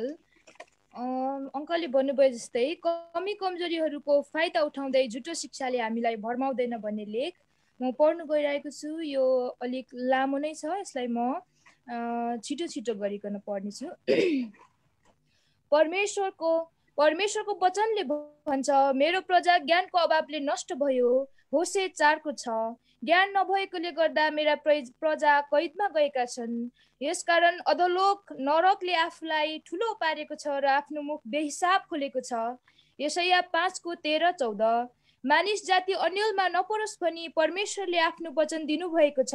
उक्त वचनलाई अति नै आदरको साथमा पढ्नु सुन्नु हाम्रो सौभाग्य हो, जसको ज्ञानले हामीलाई मुक्तिका निम्ति बुद्धिमान बनाउँछ। परमेश्वरको जन हरेक असल कामका निम्ति पूर्ण रूपले सुसज्जित भई सिद्ध हुन्छ। दोस्रो तिमोथी 3:15-17। तर बिना परमेश्वरको डर वचनको अनावश्यक अर्थतिर हामी लाग्यौँ भने, कतै उल्टा अर्थ लाग्न गयो भने, कतै हाम्रा स्वीकार र विचार अनुसार जबरजस्ती परमेश्वरको वचनलाई अर्थाउन थाल्यौँ भने हामी परमेश्वरको विरुद्धमा उठ्ने ठहरिनेछौँ, परमेश्वरको हप्कीमा पर्नेछौँ, झुटा साबित हुनेछौँ। भजन सङ्ग्रह 56:5, हितोपदेश 30:6। परमेश्वरको वचन बहुवचन सूचक छ। एक वचनलाई प्रमाणित गर्न अर्को वचन, अनि दोस्रो वचनलाई प्रमाणित गर्न तेस्रो वचन, अनि तेस्रो वचनको पनि जोडी चौथो वचन हुन्छ। यस्तो गर्दै पुरा बाइबलले एकसाथ मिलेर एउटा वचनको पक्ष लिन्छ। यशाया 34:16। परमेश्वरलाई धन्यवाद होस् जसले यति अद्भुत, स्वस्थ, पारदर्शी वचन हामीलाई दिनुभएको छ। यति हुँदाहुँदै पनि परमेश्वरका शत्रु भएका मानिसका ढिट र बागी मन र विचारहरू कुनै डरै नमानी परमेश्वरको वचनको आफ्ना स्वार्थ अनुसारको अर्थ लगाउँछन्, जबरजस्ती आफ्ना विचारसँग मिलाउँछन्। कुनै एउटा पद तथा वाक्यांशलाई मात्र लिएर त्यसको अस्वाभाविक अर्थ लगाउँछन्। यस्तो भान हुन्छ कि तिनीहरू परमेश्वरका व्याख्यानकर्ता, प्रवक्ता, प्रस्तुतकर्ता हुन् कि परमेश्वरले सृष्टि गर्दा उहाँसँगै थिए कि परमेश्वरलाई कहिले वचनमा उद्धृत भएको भन्दा छुट्टै देखेका थिए कि या त तिनीहरूसँग मात्र परमेश्वरले गोप्यमा कुरा गर्नुभएको थियो कि। रोमी 11:34-36 पदसम्म। धिक्कार तिनीहरूले जसले असललाई खराब र खराबलाई असल भन्छन्, जसले ज्योतिलाई अन्धकार र अन्धकारलाई ज्योति ठहराउँछन्, जसले मिठोलाई तितो र तितोलाई मिठो ठहराउँछन्। यशाया 5:20। परमेश्वर प्रतिको हाम्रो सरल निष्ठा, भक्ति, उहाँप्रति चोखो भरोसा र शुद्ध विश्वासमा भाँजो हाल्न शैतान अनि उसका दूतहरूका साथ सक्रिय छ। उसको सारा योजना मार्नु, पार्नु र नष्ट गर्नु, चोखो भक्ति र विश्वास चोर्नु हो। यूहन्ना 10:10। झुट बोलेर, झुटा कुरा गरेर, झुटा शिक्षा खडा गरेर विश्वासीहरूलाई विचलित पार्नु, सत्यदेखि भड्काउनु, उसका युक्तिमा सफल भएका या उसका झुटा सिद्धान्तमा कसैलाई सोझा विश्वासी अनि जान्ने सुन्ने मनै हुँ भन्नेहरूलाई पनि फसाउन पाएमा चुनिएकाहरूलाई पनि भ्रममा पार्नु उसको उद्देश्यभित्र पर्छ। यूहन्ना 8:44, मत्ती 24:24। यसकारण प्रत्येक परमेश्वरलाई प्रेम गर्नेहरू साथै बाइबलका अध्येताहरू होशियार हुनु जरुरी छ। कतै परमेश्वरको निम्ति जोश भए तापनि ज्ञानविहीन छ भने के अर्थ रहन्छ? परमेश्वरका निम्ति तिनीहरूसित जोश त छ, तर ज्ञान अनुसार छैन, किनकि परमेश्वरको धार्मिकताको विषयमा अनजान भएर र आफ्नै धार्मिकता स्थापित गर्न खोजेर तिनीहरूले आफूलाई परमेश्वरको धार्मिकताको अधीनमा सुम्पेनन्। रोमी 10:2-3। आज यस किसिमका धेरै जथाहरू संसारमा च्याउ उम्रेल जसरी उम्रिरहेका छन्। जब हामी परमेश्वरको वचन साँचो ज्ञानदेखि बन्धित हुन्छौँ या त बाइबलीय शिक्षाप्रति अनजान हुन्छौँ, नजान्ने बन्न मन लाग्दैन, पुरानो र प्राचीन हुँ भन्ने प्रदर्शन गर्नुपर्ने अबुझ बाध्यताका दास हुन्छौँ। सिक्न मन पर्दैन तर सिकाउनु मनपर्छ, सोध्न मन पर्दैन तर उत्तर दिन मनपर्छ। यस्तै बागी तथा सत्यको ज्ञानप्रति हेलचेक्राइ र मूर्खताले गर्दा हामीले मण्डलीमा साँचो शिक्षा प्रचारिरहेका छैनौँ, विश्वासीलाई सत्यको ज्ञानतिर डोर्याएका छैनौँ। यही शिक्षा तथा ज्ञानको अस्पष्टताको मौका लिई आज धेरै वर्षरूपी शिक्षा तथा शिक्षकहरूले हाम्रा धेरै प्रिय सङ्गी भेडाहरूलाई शिकार बनाइरहेको हृदय विदारक अवस्थाले पिरोलेर विश्वासीहरूलाई शिकार बनाइरहेका धेरै झुटा शिक्षाहरूमध्ये एउटा जथाको विषयमा लेख्नै पर्यो। प्रत्येक परमेश्वरको अस्तित्व स्वीकार्ने मगज अनि अन्तस्करणले सहर्ष परमेश्वरको अद्वितीयता एकत्वलाई स्वीकार्छन्। यद्यपि तिनीहरू सत्यको ज्ञानमा नआएकाहरू पनि किन नहुन् र परमेश्वरको वचनले भन्छ परमेश्वर एउटै हुनुहुन्छ। पहिलो तिमोथी 2:5, गलाती 3:20, रोमी 3:30। आदिमा परमेश्वरले परमेश्वरहरूले होइन आकाश र पृथ्वी सृष्टि गर्नुभयो। उत्पत्ति 1:1 बाइबल भरि परमेश्वर एउटै हुनुहुन्छ भनी बताएको छ। अब मैले यो प्रसङ्गमा खण्डन गर्न गइरहेको शिक्षा हो church of God world mission society अर्थात् COGWMS वा WMSCOG हरूले स्वीकारेको शिक्षा। उनीहरूले परमेश्वर एउटै हुनुहुन्छ भनी स्वीकार गर्दैनन् अनि भन्छन् परमेश्वर पिता भएपछि परमेश्वर माता पनि हुनुपर्छ। तर्क गर्छन् बिना माता पिताबाट मात्र सन्तान जन्मदैन, परमेश्वरका पुत्र भएपछि माता पनि हुनुपर्छ भनी बाइबलीय पदको दावा गर्छन्। उत्पत्ति 1:26 र 27 जहाँ लेखिएको छ हामी मानिसलाई हाम्रै स्वरूपमा र हाम्रै समानतामा बनाऊ। यहाँ हामी भनिएकोमा परमेश्वर एउटा नभएर धेरै छन्। यसै कारण यो पिता र माता दुई परमेश्वरको विषयमा बताइएको हो। आफ्नै प्रतिरूपमा भन्नाले पिता र माता पुरुष र स्त्री पद 27 गरी बनाइएको हो। यसैले परमेश्वर पनि पुरुष र स्त्री हुनुहुन्छ भनी उनीहरू आफ्नै दाबी गर्छन्। अब यी कुराको अर्थ के त्यसै हो त? कदापि होइन। परमेश्वर एउटै हुनुहुन्छ भनी बाइबलका वचनहरूबाट माथि निहार्यौं। बाइबलभरि परमेश्वरलाई उहाँ हि भनी सम्बोधन गरिएको छ तर उहाँहरू दे होइन। परमेश्वर एक व्यक्ति हुनुहुन्छ तर उहाँमा तीनवटा व्यक्तित्व छन्। ती हुन् पिता, पुत्र र पवित्र आत्मा। स्वर्गमा गवाही दिनुहुने तीनजना हुनुहुन्छ, पिता, वचन, पुत्र, यूहन्ना 1:14 र पवित्र आत्मा। अनि यी तीनजना एकै हुनुहुन्छ, एकतामा होइन तर एकै। पहिलो यूहन्ना 5:7 KJV अनुवादित बाइबलबाट म र मेरा पिता एकै हौ। यूहन्ना 10:30 म पितामा छु अनि पिता ममा हुनुहुन्छ। यूहन्ना 14:10 जसले मलाई देखेको छ उसले पितालाई देखेको छ। यूहन्ना 14:9 यावत उदाहरणहरूबाट प्रष्ट हुन्छ कि परमेश्वरमा भएका तीनवटा व्यक्तिहरू एउटै व्यक्ति परमेश्वर भित्र पर्छन्। बुझ्नका लागि भन्न सकिन्छ एकजना कार्यालय प्रमुखका तीनवटा कार्यालयहरू छन्। उक्त प्रमुख एउटै परमेश्वर हुनुहुन्छ र उहाँका तीनवटा कार्यालयहरू मध्ये पिताको कार्यालयबाट पूर्ण सृष्टिको हुन्छ। पुत्रको सदृश्यतामा उदार मुक्ति पाएकाहरूलाई डोर्याउने साथै सम्पन्नतामा ल्याउने अवरोधहरू शैतानिकलाई सामना गर्ने आदि कार्य गरिन्छ। यिनै कार्य सिद्धिको लागि परमेश्वरले तीन व्यक्तित्वमा भएर काम गर्नु पर्थ्यो जसको विवरण बाइबलभरि पाइन्छ। यसमा मानिसका खल्तीका कुरा चाहिँदैनन् पनि। यसैकारण मानिसको सृष्टि गर्दा यी तीनै प्रकारका कार्यहरूको आवश्यकता थियो। एकल मानिसदेखि मण्डलीसम्म परमेश्वरको उद्देश्य मानिसको सृष्टिमा छिपेको थियो, अर्थात् पिता, पुत्र अनि पवित्र आत्माको कार्य। यसर्थ उत्पत्ति 1:26 मानिसको सृष्टिमा एकल व्यक्तित्व नभएर परमेश्वरका तीन व्यक्तित्व सामेल हुनु पर्थ्यो। मानिसको सृष्टिसँग कार्य सिद्धि तथा परमेश्वरको अनादिदेखि छिपेको उद्देश्य पनि सामेल थियो। त्यसर्थ उहाँले भन्नुभयो मानिसलाई हाम्रै प्रतिरूपमा बनाऊ। यस्तै बाबेललाई भत्काउने नष्ट गर्ने कार्यमा पनि परमेश्वरका तीन व्यक्तित्वको आवश्यकता थियो। पितृत्वमा मात्रै हुनेवाला थिएन, किनकि यो बाबेल शैतानिक षड्यन्त्रद्वारा त्रिएकतामा सृष्टि गरिएको मानिसद्वारा निर्माण गरिएको थियो अनि परमेश्वरको मानिसप्रतिको उद्देश्य विपरीत थियो। यसैले पनि धरहरा, साम्राज्य तथा झुटा मण्डली सम्मै चलखेल गर्नेवाला थियो। उत्पत्तिदेखि लिएर प्रकाशसम्म त्यतिखेरको धरहरा निर्माण हुन नदिनु मात्रै परमेश्वरको लक्ष्य थिएन, तर महान बेबिलोन ढल्यो समय उहाँको उद्देश्य थियो। प्रकाश 18:2 यसैले बाबेलको कार्य रोक्नको लागि पनि परमेश्वरले हामी भन्नुभयो। कुरा स्पष्ट छ र घुमाउरो छैन। परमेश्वरको डर नभएपछि जता घुमिए पनि हुन्छ, तर एक दिन परमेश्वरले यी सबै कुराको व्यर्थमा खोलिएका कुराको न्याय गर्नुहुन्छ। मत्ती 12:36। COGWMSहरूले भन्छन् पद 26-27 मा एलोहिम शब्द प्रयोग गरिएको छ। यसै कारण परमेश्वर धेरै वा दुईवटा छन्, पिता र माता। असम्भव। मलाई परमेश्वरका निन्दामय शब्दहरू लेख्नु परेकोमा परमेश्वरले क्षमा दिनुभएको होस्। यो माता परमेश्वर भन्ने शैतानिक चार्युतया हो। अब एलोहिम भन्ने शब्द बहुवचन साथै एकवचन दुवै अर्थमा बाइबलमा प्रयोग गरिएको छ। जहाँ सत्य तथा एकमात्र परमेश्वरलाई सम्बोधन गरिन्छ त्यहाँ एलोहिम शब्द एकवचन शब्द, जस्तै यशाया 45:5, 44:6 यहाँ सोही एलोहिम शब्द प्रयोग गरिएको छ हिब्रू टेक्स्ट मा। अनि ध्यान दिएर पढ्नुहोस्, उक्त दुवै पदमा परमेश्वर एउटै हुनुहुन्छ भन्ने कुरा प्रष्टै छ। यहाँ एलोहिमलाई एक वचनमा लियो, तर मूर्ति पूजकहरू तथा अन्य जातिहरूले मान्ने झुटा ईश्वरहरूलाई बताउनु पर्दा उक्त शब्दमा बहुवचन लिएको छ। जस्तै भजन सङ्ग्रह 96:5, भजन सङ्ग्रह 97:7 यहाँ एलोहिम झुटा देवताहरू बताउन बहुवचनमा प्रयोग भएको छ।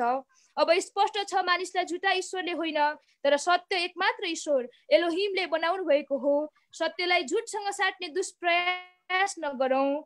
फेरि पद 27 मा भनिएको छ परमेश्वरले मानिसलाई उहाँकै एकवचन प्रतिरूपमा बनाउनु भयो। माथिको हामीलाई पक्रेपछि तलको उहाँ एकवचनलाई वास्ता नगर्ने तर नारी बनाउँदा हामी बहुवचन पद 26 को प्रतिरूपमा बनाउनु भयो कि उहाँ एकवचनको प्रतिरूपमा। परमेश्वरले बनाइदिएका आँखालाई ठिक प्रयोग गरेर पढौँ त। हिज र हि उहाँले लाई वास्ता नगर्ने त किन हिज र हि लेखियो? केही उत्तर छ? अनर्थलाई साथ दिने नर र नारी गरी बनाउनु भयो, तर कसरी? के अध्याय 2 मा वर्णन गरिएको छैन र? पद 7 र 21 र 22 1:27 को नर नारी दुवै माटोबाट बनाइएको आदम होइन, तर नर मात्रै हो। किनकि 2:21 र 22 मा आदममा स्त्री अथवा नारी निकालिएको होइन, तर करङ निकालिएको, त्यसपछि उक्त करङबाट नारी बनाउनु भयो। यही पुरा विवरणलाई 1:27 मा समेटिएको हो, तर नर अथवा आदम, नारी अथवा हब्बा। मैले भात पकाए भन्ने चामल पकाएर भात बनाए भन्ने अर्थ दिन्छ। बङ्गाएर लगेपछि त अन्तै लान सकिन्छ, तर परमेश्वरको डर मान्नुपर्छ। परमेश्वरलाई नै अब व्याख्या गर्न अक्षम्य हुन जान्छ।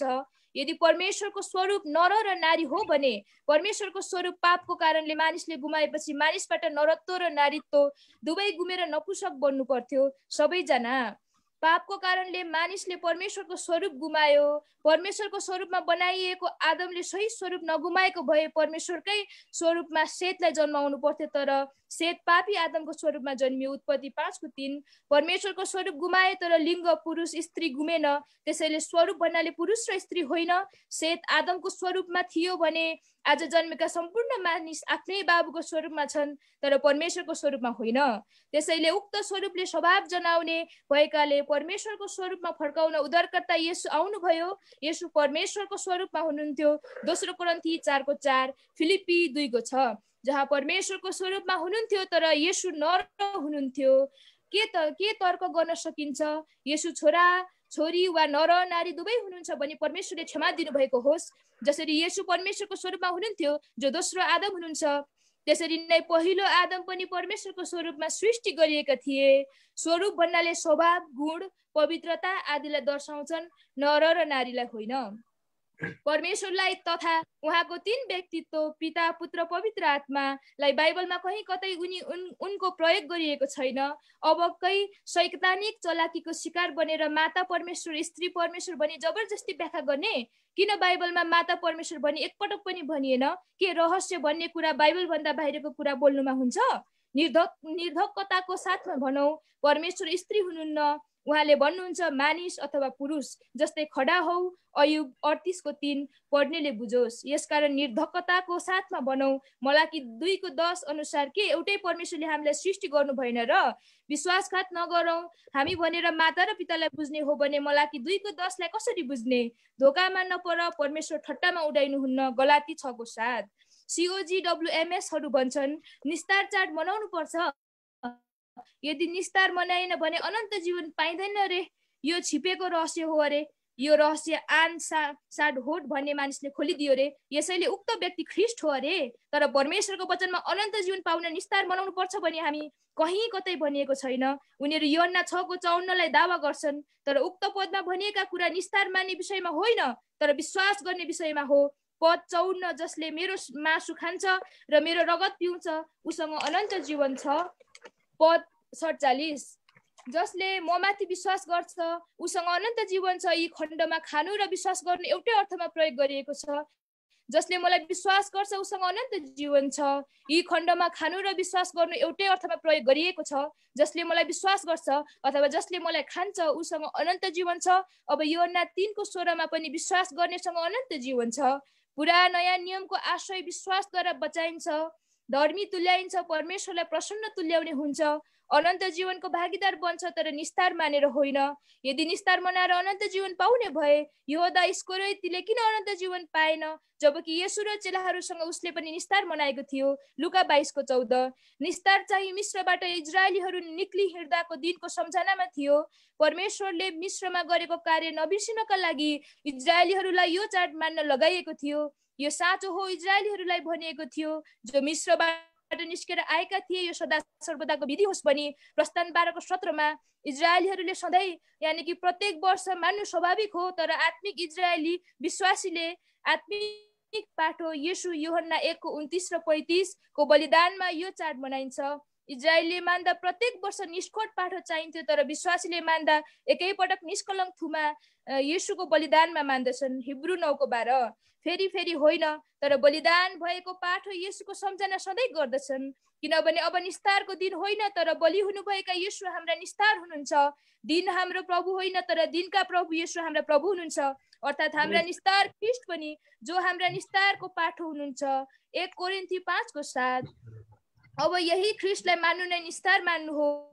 उहाँको रगतद्वारा पाप रूपी खमीरलाई शुद्ध पारेर अखमिरी भएर यो हाम्रो लागि सदाको विधि हो, अर्थात् निस्तारकै दिनमा क्रुसमा मर्नुभएका येशू, जसको सम्झना प्रत्येक हप्ता कहिले सधैँ जस्तो हामी उहाँले स्थापना गरी जानुभएको टेबलबाट गर्दछौँ। प्रेरित 20:7, 2:46, जहाँ उहाँको टेबल प्रभु भोज भन्ने चिनिने निस्तार होइन, तर निस्तारको मृत्युदेखि प्रभुले बचाउनु क्रुसमा गर्नुभएको कार्यको सम्झना हो।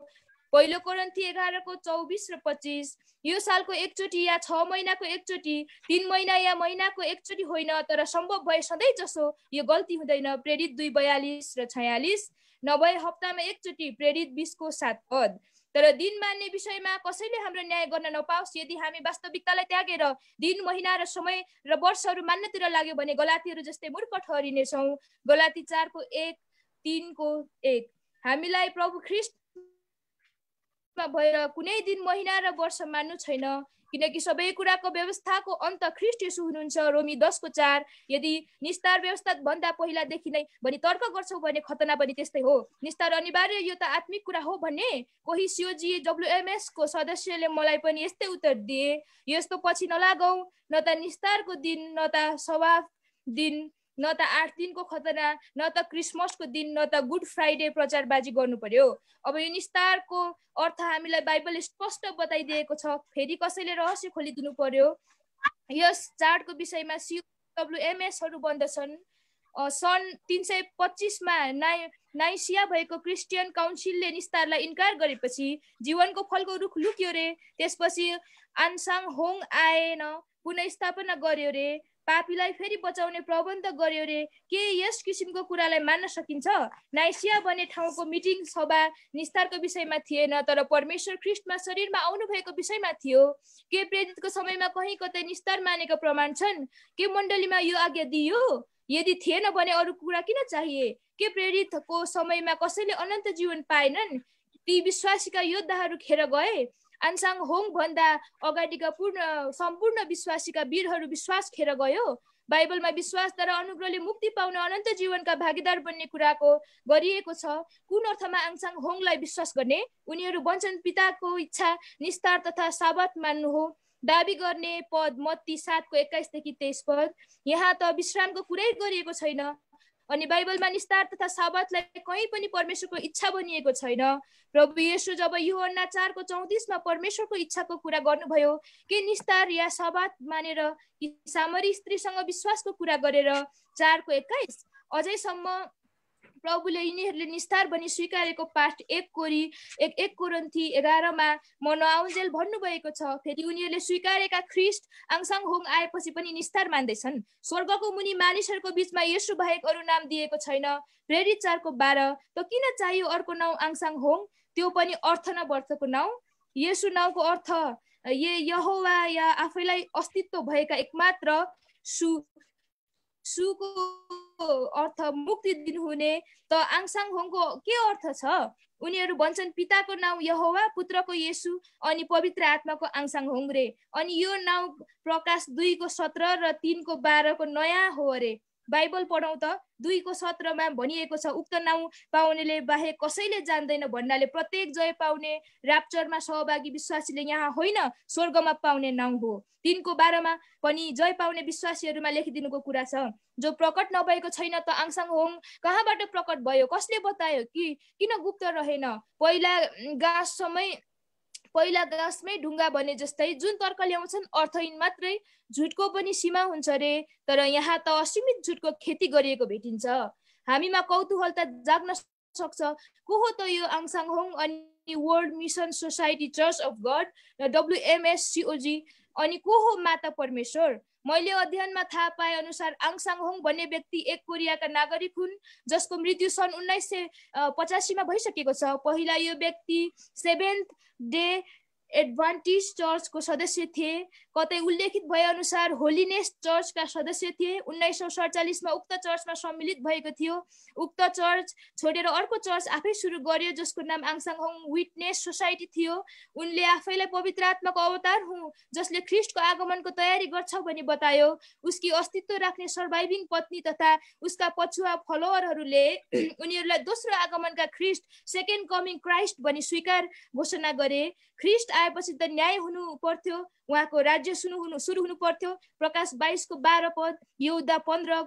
तर आङसाङ होङ सन् 1985 मा मर्यो। उसका समर्थकहरूको दाबी झुट साबित भयो। आङसाङ होङ आफैले भनेको थियो ख्रीष्ट 1967 मा आउनुहुन्छ, समय टल्यो। उसको कुरा बदलियो र भन्यो ख्रीष्ट 1988 मा आउनुहुन्छ। तर त्यो भन्दा पहिल्यै आङसाङ होङ मर्यो। 1988 देखि world mission society church of God अर्थात् WMSCOG भनी चिनिन्छ।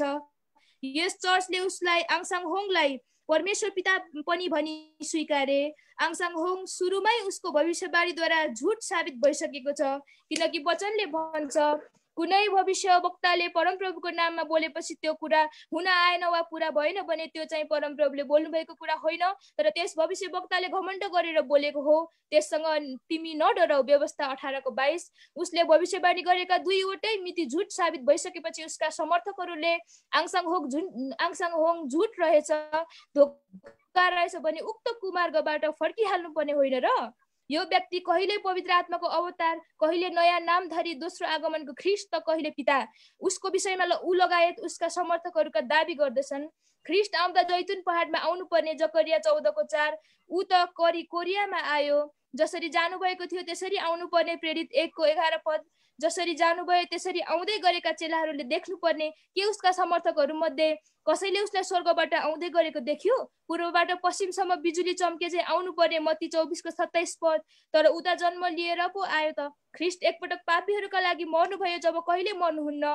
प्रकाश 1:18 हिब्रू 10:10। उहाँ येशू सबैका लागि एकचोटि मर्नुभयो। यो आङसाङ होङ कसका लागि मर्यो? उता स्त्री पुरुषको सम्भोगबाट जन्मेको तर कन्याबाट नजन्मेको पापी हो अनि आफ्नै पापमा मर्यो। प्रभु येशू मरेकाबाट बौरिनु भयो स्वर्गीय शरीरमा। तर आङसाङ होङको शरीरको विषयमा के आङसाङ होङको शरीरको माटोमा कुहिने शरीर भएन जबकि ख्रीष्टको शरीर कुहिँदैन? कमसे कम समय 1% पनि उसको दाबी सत्य छैन। त के आङसाङ होङले समर्थकहरू यही शैतानिक धोकाबाट फर्कनु पर्दैन कि सत्यलाई अस्वीकार गरी पापमै मर्ने? येशूले भन्नुभयो आङसाङ होङले होइन, म उही हुँ भनी विश्वास गरेनौ भने आफ्ना पापमा मर्नेछौ। यूहन्ना 8:24। यो व्यक्तिले यही पदलाई विश्वास गरेर जीवन पाउनु पर्नेमा उसलाई ख्रीष्ट मान्दा यहाँ निन्दनीय अपाच्य अपराध भएन र? आङसाङहोङ जीवित छँदा नै उसले यरुशलेमलाई परमेश्वरकी दुलही भनी वर्णन गरेको थियो। कुनै व्यक्ति टिकाएको थिएन। उक्त यरुशलेम चाहिँ उसद्वारा स्थापित चर्च WWSCOG हो। आङसाङहोङकी पत्नी हो रे। उनीहरूले स्वीकार गरेको चर्च WWSCOG नै बाइबलमा वर्णन गरिएको माथिल्लो यरुशलेम अनि पवित्र सहर हो रे। त्यहाँ मात्रै सिक्न सकिन्छ भन्छ। कुरा आउँछ यो चर्च आङसाङहोङद्वारा स्थापना हुनुभन्दा पहिला प्रेरितको समयदेखि अहिलेसम्म कसैले सिकेनन्, किनकि कसैले नजानेको निस्तार र रहस्य खोल्ने आङसाङहोङ यिनीहरूसँगै छन् रे। तर यिनीहरूले स्वीकार गरेको आङसाङहोङ मर्यो। अब WWSCOG दुलही यरुशलेमको कससँग विवाह हुने? त्यसैले उनीहरूको कुरा फेरिए। आङसाङहोङ जीवित छँदै उसकै मण्डलीकी एक कोरियन स्त्री उसुइन ले आफूलाई आङसाङहोङकी अस्तित्व राख्ने पत्नी भनी स्वीकार गरी अर्थात् उक्त वर्णन गरिएकी बेहुली जसलाई आङसाङहोङले इन्कार गर्यो र उसको स्वीकारलाई पागलपनको संज्ञा दियो। अब उसको मृत्युपछि कोरियन स्त्री खडा भई अनि उसले दाबी गरे कि ऊ आङसाङहोङकी प्रतिरक्षक अस्तित्व राख्ने सर्भाइभिङ पत्नी हो। उसको नाम चाहिँ जङ्गली जलाह हो। उसले आफूलाई माता परमेश्वर गॉड द मदर भनी को अवतार भनी स्वीकारेकी छ। साथै WMSCOG चर्चले पनि उक्त church WWSCOG general pastor Joo Cheol Kim र जङ्गली लजाद्वारा सञ्चालित छ। यदि आङसाङहोङ आज पनि जीवित भएको भए उमसुइनलाई जस्तै यस्तो दावा गरे जङजिल जहालाई पनि पागलपनको संज्ञा दिने थिएनन् र WMSCOGहरूले स्वीकारेकी स्त्री जङजिल जहा गलाती 4:26 को माथिल्लो यरुशलेम हुन सक्दैन। माथिल्लो यरुशलेम स्वतन्त्र छ। ऊ चाहिँ हामी सबैकी आमा हो। यो वाक्यांश परमेश्वरको पहिचानको लागि होइन, तर व्यवस्थाको बन्धनमा अल्झिनु पुगेका मूर्ख गलातीहरूका लागि दासत्वबाट अलग हुनका निम्ति दिएको शिक्षा हो। यो कुरा दृष्टान्त एल्गोरी हो, शाब्दिक लिटरल होइन। सिधै अब्राहमका दुई पत्नीको कुरा गरिएको छ, एक दासी र अर्की स्वतन्त्र दासी हागारबाटको इस्माएल। अहिलेको यरुशलेम भौगोलिकको अर्थ हो। इस्माएल शरीरबाट साराको विश्वासबाट जन्मेको थियो, तर स्वतन्त्र स्त्रीबाटको इसाक हो। यी दुई बाचा हुन्, पुरानो र नयाँ। सिनाई पर्वतबाट व्यवस्थाको दासत्व हागार यसको संकेत हो, जो व्यवस्थाको दासत्वमा छन्। तिनीहरूलाई दृष्टान्तमा हागार र इस्माएल भनी चिनिन्छ, तर मुक्ति पाएकाहरू प्रतिज्ञाको सन्तान इजाहक र स्वतन्त्र स्त्री सारा माथिले यरुशलेम हो। अब यसरी वर्णन गर्न सकिन्छ, एक हागार इस्माएल व्यवस्थाको दासत्व, सिनाई व्यवस्थाको अधीनमा भएको अहिलेको यरुशलेम, दुई सारा इसाक स्वतन्त्र प्रतिज्ञा सन्तान उद्धार पाएका विश्वासीहरू, माथिल्लो यरुशलेम सबैकी आमा उद्धार पाएकीहरूकी विश्वव्यापी मण्डली। यो दृष्टान्त हो, यो माता परमेश्वरको विषयमा बताइएको होइन। यहाँ माण्डलिक स्वतन्त्रतामा भएका गलातीहरू झुटा शिक्षकहरूले फन्दामा परेर माथिल्लो यरुशलेम रूपी मण्डलीका व्यवस्थाको हागार रूपी दासत्वतिर लागेकाले पावलले उक्त गलाती पथबाट फर्काउनलाई यो दृष्टान्त बताएका हुन्। माथि भनिएको छ, तिमी व्यवस्थाको अधीनमा रहन चाहनेहरू के तिमी व्यवस्थाको कुरा सुन्दैनौ? गलाती 4:21। यही प्रसङ्गमा 26 पद लेखिएको छ। 31 पदमा भन्छन्, हे भाइहरू हो हामी दासीका सन्तानहरू होइन, तर स्वतन्त्र स्त्रीका हौ, अर्थात् सारा माथिल्लो यरुशलेम मण्डलीका सन्तान हौ, जो ख्रिस्टीय स्वतन्त्रताबाट तर्केर फेरि दासत्वको जुवामा अल्झिन्छन्, जस्तै साबात दिन मान्ने कुरा, औँसी मान्ने कुरा, निस्तार चाड मान्ने कुरा आदि। यिनीहरू स्वतन्त्र स्त्रीबाट नभएर दासी स्त्री हागारबाटै हो, हागारबाट जस्तै दासत्वमा हुन्छन्। प्रकाश 22:17 उल्लेखित दुलही एकजना व्यक्ति हो रे, चर्च होइन रे। अब प्रकाश 21:9 हेरौँ, यहाँ आऊ तिमीलाई दुलही अर्थात् थुमाकी पत्नी देखाउने छु। यो थुमा येशू हुनुहुन्छ। योहन्ना 1:29 र 35। त्यसो भए फिलिपी 5 पति र पत्नीको कुरा गर्दै पद 32 भनिएको छ, यो त एउटा ठुलो रहस्य हो, तर म ख्रिस्ट र मण्डलीको विषयमा बोल्दछु। अब कसरी प्रकाश 22:17 की दुलही मण्डली भएन? परमेश्वरले एक व्यक्तिलाई कहिले पत्नी भन्नु भएन कि त सिङ्गो इजरायल तथा यहुदी राष्ट्रलाई, होशे 2:19 र 20, यशाया 54:5 - 8, कि त ख्रिस्टमा मण्डलीलाई। अनि घरजम गर्ने लैङ्गिक अर्थको पत्नी होइन, तर सधैँ रहने अर्थको। कसरी एउटा स्त्रीले यो पदको दावा गर्न सक्छ? के यो शैतानिक छलले भरिएको नाङ्गो विडम्बना होइन र? फेरि अर्को कुरा, उनीहरूद्वारा दावा गर्ने पद प्रकाश 21:2 पवित्र सहर नयाँ यरुशलेमलाई परमेश्वर तर्फबाट स्वर्गदेखि तल झरिरहेको देखे, जो आफ्ना पतिका निम्ति सिँगारिएकी दुलही चाहिँ तयार भएको थियो। पद 3 हेर मानिसहरू स्थित परमेश्वरको निवास स्थान, यहाँ परमेश्वरलाई यरुशलेमलाई परमेश्वरको निवास स्थान द टेबर्नेकल अफ गड भनी प्रष्ट बताइएको छ। अनि दुलही बनेको छैन तर दुलही चाहिँ सिँगारिएको भनिएको छ। दोस्रो कोरिन्थी 4:4 अनुसार शैतानले अन्धा नपारेका आँखाले पढ्नुपर्छ। दुलही झै भनेको पदलाई दुलही भनी स्वीकार्नु मिल्दैन। दुलही नै भए किन चाहिँ सिँगारिएकी दुलही भनी लेखिने थियो कि भाषा बटारेपछि रहस्य बन्छ। यरुशलेम इतिहासदेखि नै व्यक्ति थिएन, ठाउँ थियो। यहाँ पनि ठाउँ नै छ। शाब्दिक अर्थमा एउटा गाउँ, एउटा ठाउँ कसैको पत्नी र आमा हुन सक्दैन। गलाती 4:26। शाब्दिक अर्थ होइन 4:24 मा दृष्टान्तगत एल्गोरी भनिएको छ। एल्गोरिक अर्थमा मण्डलीलाई बताए पनि शाब्दिक अर्थमा निवास स्थानलाई बता। यदि एल्गोरिक अर्थ लगाए पनि एउटा व्यक्ति गर्नुहुन्छ भनिएको छ। व्यक्तिमाथि कोही बस्दैन, व्यक्तिको शिरमाथि शरीरमाथि राज्य गरिँदैन। तर एउटा सहर यरुशलेममा फेरि कोरियन स्त्री जाङजिल जहाँ स्वर्गबाट आएकी अथवा दुलही पनि होइन। यसरी बाइबलले बताएको स्पष्ट कुरालाई यति मिठो शाब्दिक अर्थपूर्ण भाषालाई लत्याएर सोझा साझाका दिमागलाई बटार्न र झुटा सफाइ दिन रचिएका शब्द जाल रूपी व्याख्यानहरूकै पूर्ण शैतानिक चातुर्यता होइन र? आज कोरियामा भएकी उक्त स्त्री जाङजिल जहाँलाई माता परमेश्वर भन्दै सम्मान दिँदैछ उक्त WMSCOG-हरूद्वारा। मैले माथि नै वर्णन गरेँ कि परमेश्वर एक हुनुहुन्छ, परमेश्वर नर र नारी हुनुहुन्न। परमेश्वरलाई जहिले पनि पुलिङ्ग सर्वनाम प्रयोग गरिएको छ। झुटका पिता शैतानले जबरजस्ती उत्पत्ति 1:26 र 27 लाई बङ्ग्याएर खडा गरेको यो खतरनाक झुटा शिक्षा हो, जसका पात्रहरूमा ख्रिस्ट आङसाङ होङ झुटा ख्रिस्ट हो, जसको विषयमा बाइबलमा भनिएको छ झुटा ख्रिस्टहरू खडा हुनेछन्। मत्ती 24:24। यो भविष्यवाणी पूरा भएको छ। अझै खतरनाक झुटा ख्रिस्ट एन्टी क्राइस्ट त आउनै बाँकी छ। आङसाङ होङ र जाङजिल जहकै छल कपटमा हजारौं मान्छे शिकार बने भने ख्रिस्ट विरोधी धुत्याएमा कसरी शिकार होलान्? यस कुख्यात झुटा शिक्षाको विषयमा यो छोटो सारांश जस्तै लेख पर्याप्त भएन र अझै कतिपय व्यक्ति अन्यलमै रहन्छन् भने तथा कतिका मगजमा प्रश्नहरू बाँकी रहन्छन् भने अर्को पनि पाइला चाल्नु पर्ला। तर मलाई लाग्छ धेरै प्रियजनहरू होशियार हुनेछन्। कुमार्गमा फसेकाहरू पश्चाताप सहित फर्कनेछन्। यस लेखलाई हाम्रो अङ्कल दानियल दानकेसीले नियापोलिस प्रार्थना भवन नेपालगञ्जबाट लेख्नु भएको छ। हुन्छ अङ्कल, समयको लागि धन्यवाद। अब हाम्रो अन्तिम छ, यसलाई छिटो छिटो हामी पढ्नेछौँ। हाम्रो राजु दाईलाई म बोलाउन चाहन्छु। कोर शुद्धता पाप शुद्धताको साथमा आजको सम्पूर्ण हाम्रो यो लेखहरूको वाचन सकिन्छ। राजु दाजु, हजुरले अन्तिम यसलाई पढी सिध्याइदिनु हुन म अनुरोध गर्छु।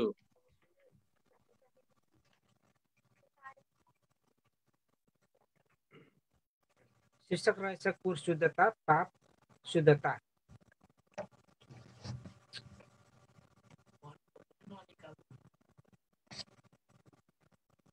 एउटा कोरी उहाँलाई बिन्ती गर्दै उहाँको सामु घुँडा टेक्दै र उहाँलाई यसो भन्दै उहाँ कहाँ आयो, तपाईले इच्छा गर्नुभयो भने तपाईले मलाई शुद्ध पार्न सक्नुहुन्छ।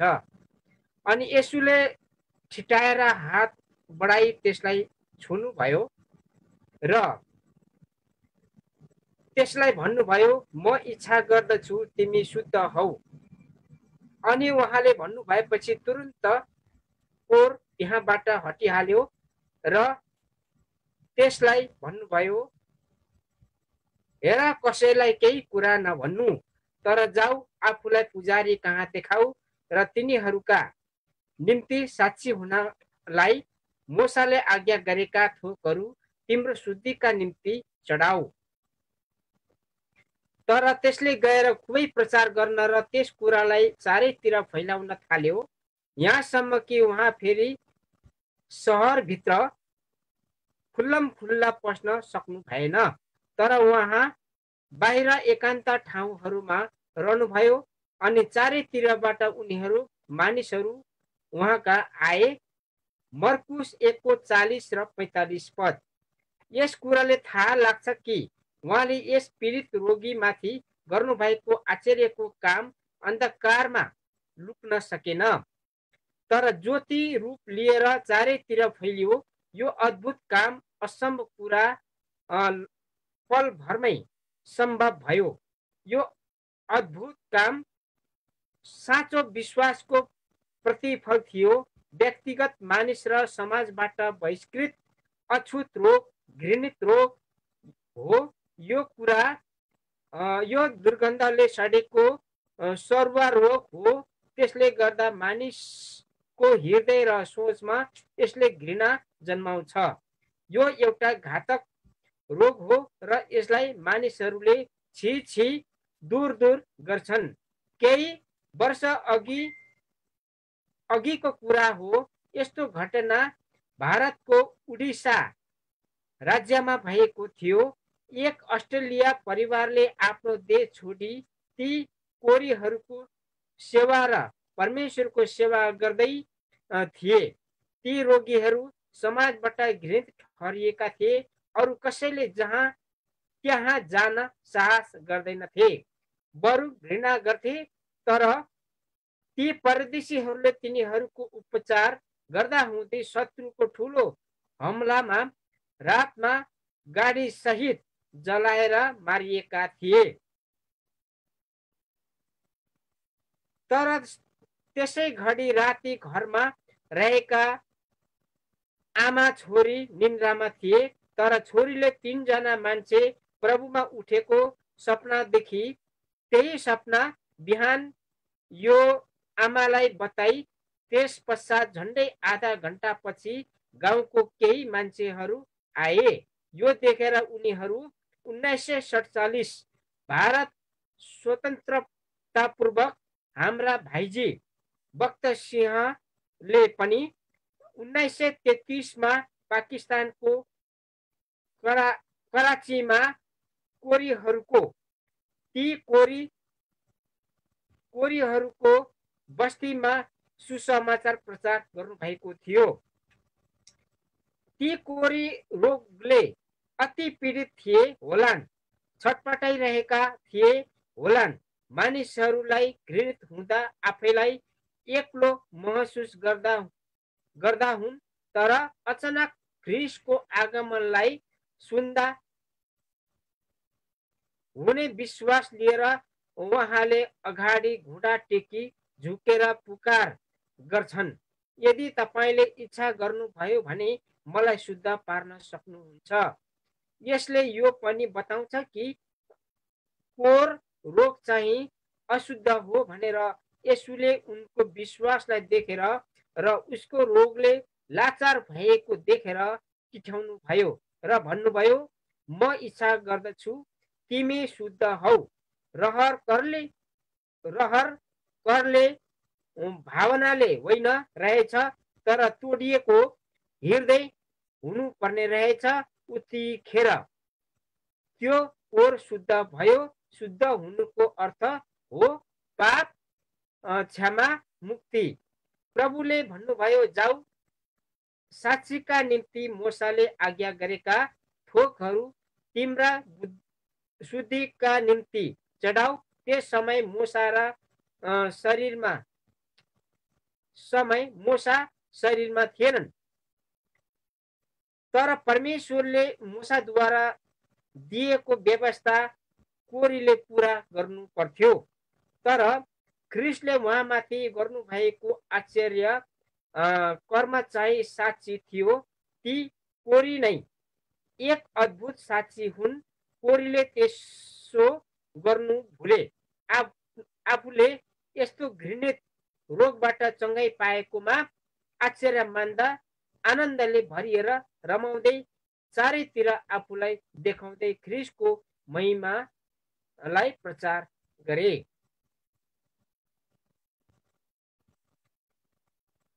धन्यवाद। हुन्छ राजु दाजु, धन्यवाद। यसको साथै आज हाम्रो सम्पूर्ण वाचनको अन्त्य यही हुन्छ। सम्पूर्ण विश्वासीलाई धीरज धारण गरेर सुनिदिनु भएकोमा धन्यवाद। अन्तिम प्रार्थना हाम्रो सोम ब्रदरले छोटो प्रार्थना गरिकन आज हामी यो सम्पूर्ण जिउँदो पानीको संयुक्ताङ्क 52 र 53 को अन्त्य यही हुन्छ। अनि हजुर विश्वासी जनहरू जतिले हाम्रो निम्ति प्रार्थना गरिदिनु भयो धन्यवाद। सर्वशक्तिमान परमप्रभु परमेश्वरलाई विशेष गरी महिमा भएको होस्, उहाँलाई धन्यवाद साथ आजको हामी यो सेवा समापन गर्छौँ प्रार्थनाद्वारा। हुन्छ, हामी प्रार्थना गरौँ। हे परमेश्वरता, हामी तपाईँलाई धन्यवाद दिन्छौँ। विशेष गरिकन यो जिउँदो पानी, यो वाचन गर्ने जुन यो अनलाइन सङ्गति तपाईँले हामीलाई दिनुभयो, अनि कफरनहुम मण्डली कुवेतबाट यसको लाइभ प्रसारणको निम्ति तपाईँले दिनुभयो, यसको लागि तपाईँलाई धन्यवाद छ। अनि हे परमेश्वरता, यो सेवकाहरूद्वारा प्रजी हामी सबैलाई तपाईँले एकदमै आशिष तपाईँले दिनुहोस् भनिकन तपाईँसँग बिन्ती प्रार्थना छ। अनि हे परमेश्वर, हामी तपाईँलाई धन्यवाद दिन्छौँ। हामीलाई यसरी पढ्दा पढ्दै पनि हामीलाई पनि तपाईँले थुप्रो आशिष तपाईँले दिनुभयो, अनि हामीलाई पनि यो पढाइ पढ्नमा तपाईँले हामीलाई एकदमै सहायता गर्नुभयो, यसको लागि पनि तपाईँलाई धन्यवाद छ। अनि हे परमेश्वरता, आगामी दिनहरूमा पनि यो सङ्गतिमा तपाईँले एकदमै आशिष दिनुहोस् भन्दै यसरी छोटो प्रार्थना प्रभु ख्रीष्टको नाममा राख्छौँ। स्वर्गीय पिता, सुनिग्रहण गर्नुहोस्। आमिन। आमेन। आमेन। हुन्छ, सबैलाई जय मसीह। जय मसीह।